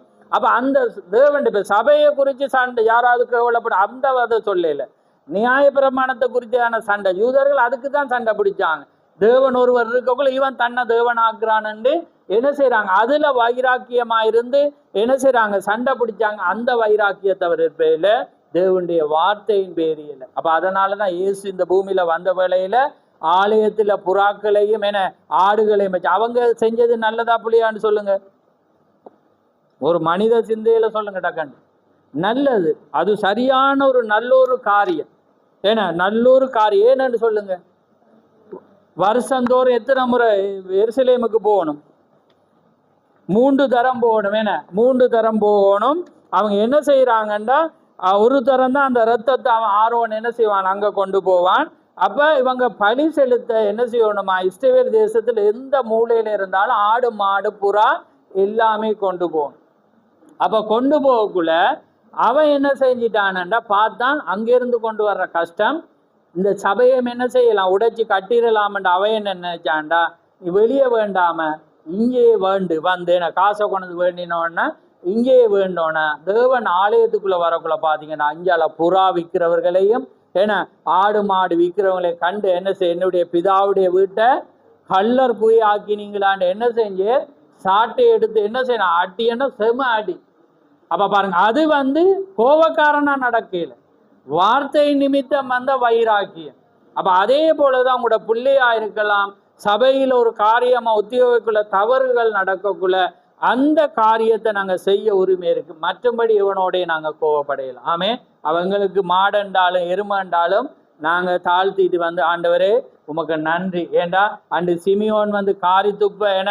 அப்ப தாவீது என்ன சொல்றான், தேவன் அவனுக்கு சொன்னார் என்று. அது எனக்கு அந்த வசனம் பிடிக்கும். ஏன்னா அவன் சொல்றான், காரி துப்ப அருகில் இருந்த பட்ட வீரர்கள் என்ன பட்டயத்தை உறுத்து இந்த நாய், செத்த நாய் என்றான். செத்த நாயிட கழுத்தை விட்டு அந்த ஓங்கக்குள்ள தாவீது பிடிச்சு சொல்றான், கத்தர் அவனுக்கு சொன்னார். ஏண்டா கத்தர்ற சித்த பாருங்க, அவன் எவ்வளவு வெளிப்பாடோட பேர், சாதாரணமா பார்க்காதீங்க பார்த்து. பாருங்க, கத்தர்ற அனுமதி இல்லாம ஒரு முடி கூட விழாது. ஒருவன் அடிக்கணுமெண்டா, காரி துப்பணுமெண்டா, எதுவா இருந்தாலும் தேவண்ட திட்டு. அவ சொல்ற கத்தர் அனுமதிச்சிருக்கார், அதனால் அவனை விட்டுறன்னு சொல்லி பாருங்க, எவ்வளோ பெரிய தியாகம், எவ்வளோ ஒரு காரி துப்புற ஒரு ராஜாவா அவன் இருந்தவன தன் மகன் என்ன செய்யறான், களவா ராஜ்யபாரம் பெற்றவன ஓடி வாரான். மகனுக்கு பயந்தல்ல, மகனை கொன்றுடக்கூடாண்டு. பாருங்க, அவன் அப்படி செஞ்சாலும் இவங்க படைவீரர்கிட்ட அவன் என்ன சொல்றான், இந்த மகனுக்கு எதுவும் செஞ்சிடாதீங்கன்ற. ஆனா அவங்க படைவீரர் பார்க்கல, அவங்க என்ன செஞ்சிட்டாங்க, ஒரே போட்டு தள்ளு. ஏண்டா பாருங்க, அவன் சொல்றான், அப்ப உன் மகன் மட்டும்தான் நான் முக்கியம் என, அப்ப எங்கட உயிர் உனக்கு முக்கியம் இல்லையான்ற வண்ணமாக அவங்க கேட்கிறான். பார்த்தா அவங்க என்ன செய்யறான், யுத்தத்துல சாகுறான். அந்த காரியத்தை அவன் சொல்றான் பாருங்க, அவன் தாவீதை கொல்ல மகன் வலிக்கிறான், காரியங்களை செய்ய விட்டான். அவன் சொல்றான், இந்த மகனுக்கு நீங்க எதையும் செஞ்சிடாதீங்கன்னு சொல்லி அவ்வளோ அன்பாதான் இயேசு கிறிஸ்து. ஆமே, தேவன் அன்பு மகத்தானது. ஆமே, அவர் நேசிக்கிறார், எங்களை நேசிக்கிற தேவன். அப்ப அதனால பாருங்க, கடைசி முடிவு என்ன, வைராக்கியம். அதனால் ஜாக்கிரதையாயிருந்து நீ என்ன செய், மனம் திரும்பு. நான் ஜெயங்கொண்டு என்னுடைய பிதாவினுடைய சிங்காசனத்தை உட்கார்ந்தது போல ஜெயங்கொள்ளுகிறவனும் என்னோடு கூட என. அந்த கடைசி 2 வசனம் முடிக்கல, ஆனா நான் இதோட நான் முடிக்க விரும்புறேன். அதனால அப்ப பாருங்க, அப்படியாக நாங்க வைராக்கியம் இருக்கணும் வார்த்தையின் பேரில். அதுக்கு யாரோடையும் நாங்க சமரசம், மனைவியா இருக்கலாம், கணவனா இருக்கலாம், பிள்ளையா இருக்கலாம், தேவண்ட வார்த்தை என்று வரக்குள்ள நாங்க சமரசத்துக்கு வரக்கூடாது. மற்ற எதுலேயும் நாங்க போகலாம், ஆனா வார்த்தை அந்த வைராக்கியத்தை தான் தேவன் எதிர்பார்க்கிறார். தேவன் ஒரு வார்த்தையை சொன்ன, அதான் ஆபிரகாம் என்ன அவனோட மகனை கொண்டு போய் பலி செலுத்தோன்னா அவன் வார்த்தையின் பேரில் வைராக்கியம். தேவன் அதை எனக்கு கட்டளையிட்டான். மகனாரு அன்றைக்கு கொல்ல சொல்லவனுக்கே அவர் வைராக்கியத்தை செய்து கொல்ல போவானாண்டா. இன்றைக்கு அவர் என்ன சொல்றார், பெண்ணா இருந்தா தோட குத்தாத, ஆனா இருந்தா கடவுள்ற ஊழியத்துக்காக வளர ஏன்னா ரெண்டு தேவன் அதை தான் சொல்ற, உயிரை கேட்கு. ஆனா அவனுக்கு உயிர் கேட்கையும் ஆபிரகாமுக்கு அது முன்பு. ஆனா இன்றைக்கு கடவுள்ற பிள்ளையாக நாங்க வளர்க்க, சாபனம் கூட தனக்கு 2-3 பிள்ளை கிடைத்தா இதை நான் ஊழியக்காரனா வளர்க்குறேன்னு ஒப்பு கொடுக்குறான்.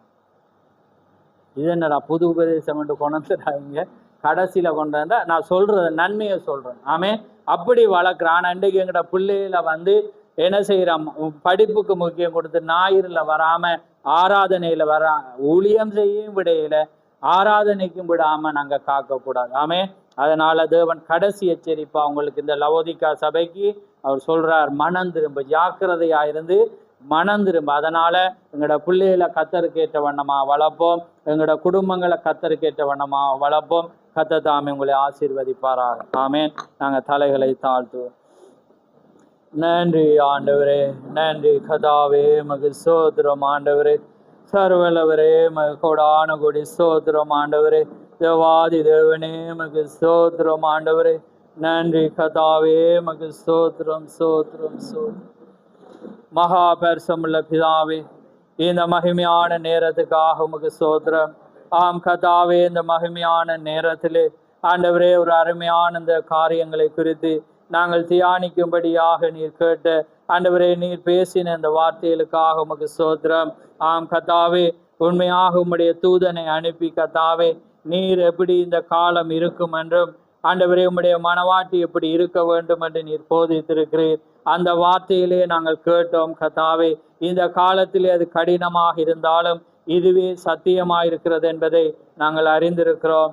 அதனாலே கத்தாவே, இந்த அருமையான பொழுது உம்முடைய கரத்தில் ஒப்பு கொடுக்கிறோம். வந்த ஒவ்வொருவரை ஆசீர்வதியும், நீர் ஒருவனுக்கு போதிக்காவிட்டால் எவனும் அதை பெற்றுக்கொள்ள முடியாது என்று அறிந்திருக்கிறோம். அதனாலே கிருபையுள்ள கர்த்தர் நீர் ஒவ்வொரு இருதயங்களிலும் இறங்கி கர்த்தாவே இந்த வார்த்தையை நீர் அவர்களுக்கு அசை போட்டு நீர் இந்த வார்த்தையை நீர் சுட்டி காட்டி கர்த்தாவே இது சத்தியம் என்பதை நீர் உறுதிப்படுத்தி கர்த்தாவே நீர் கொடுக்கும்படியாக உம்முடைய சமூகத்திலே நாங்கள் கொடுக்கிறோம். அதனாலே ஒவ்வொருவரை ஆசீர்வதியும். மீதியாய் நடக்கிற யாவிலும் உம்முடைய பரிசுத்த நாமம் மகிமைப்படட்டும். யாவை உம்முடைய கரத்திலே தாழ்த்தி எங்களுக்காக மரித்து உயிர்த்து என்றென்றும் ஜீவிக்கிற ஆண்டவரும் இரட்சகரும் ஆகிய இயேசு கிறிஸ்து நாமத்தில் கேட்கிறோம். ஆமேன், ஆமேன். என் ஆத்துமாவே கர்த்தரை ஸ்தோத்திரி, என் முழு உள்ளமே அவருடைய பரிசுநாமத்தை ஸ்தோத்திரி. என் ஆத்துமாவே கர்த்தரை ஸ்தோத்திரி, அவர் செய்த சகல உபகாரங்களையும் மறவாதே. ஆமேன், ஆமேன். கர்த்தர் தாமே உங்கள் ஒவ்வொருவரையும் ஆசீர்வதிப்பாராக. ஆமென்.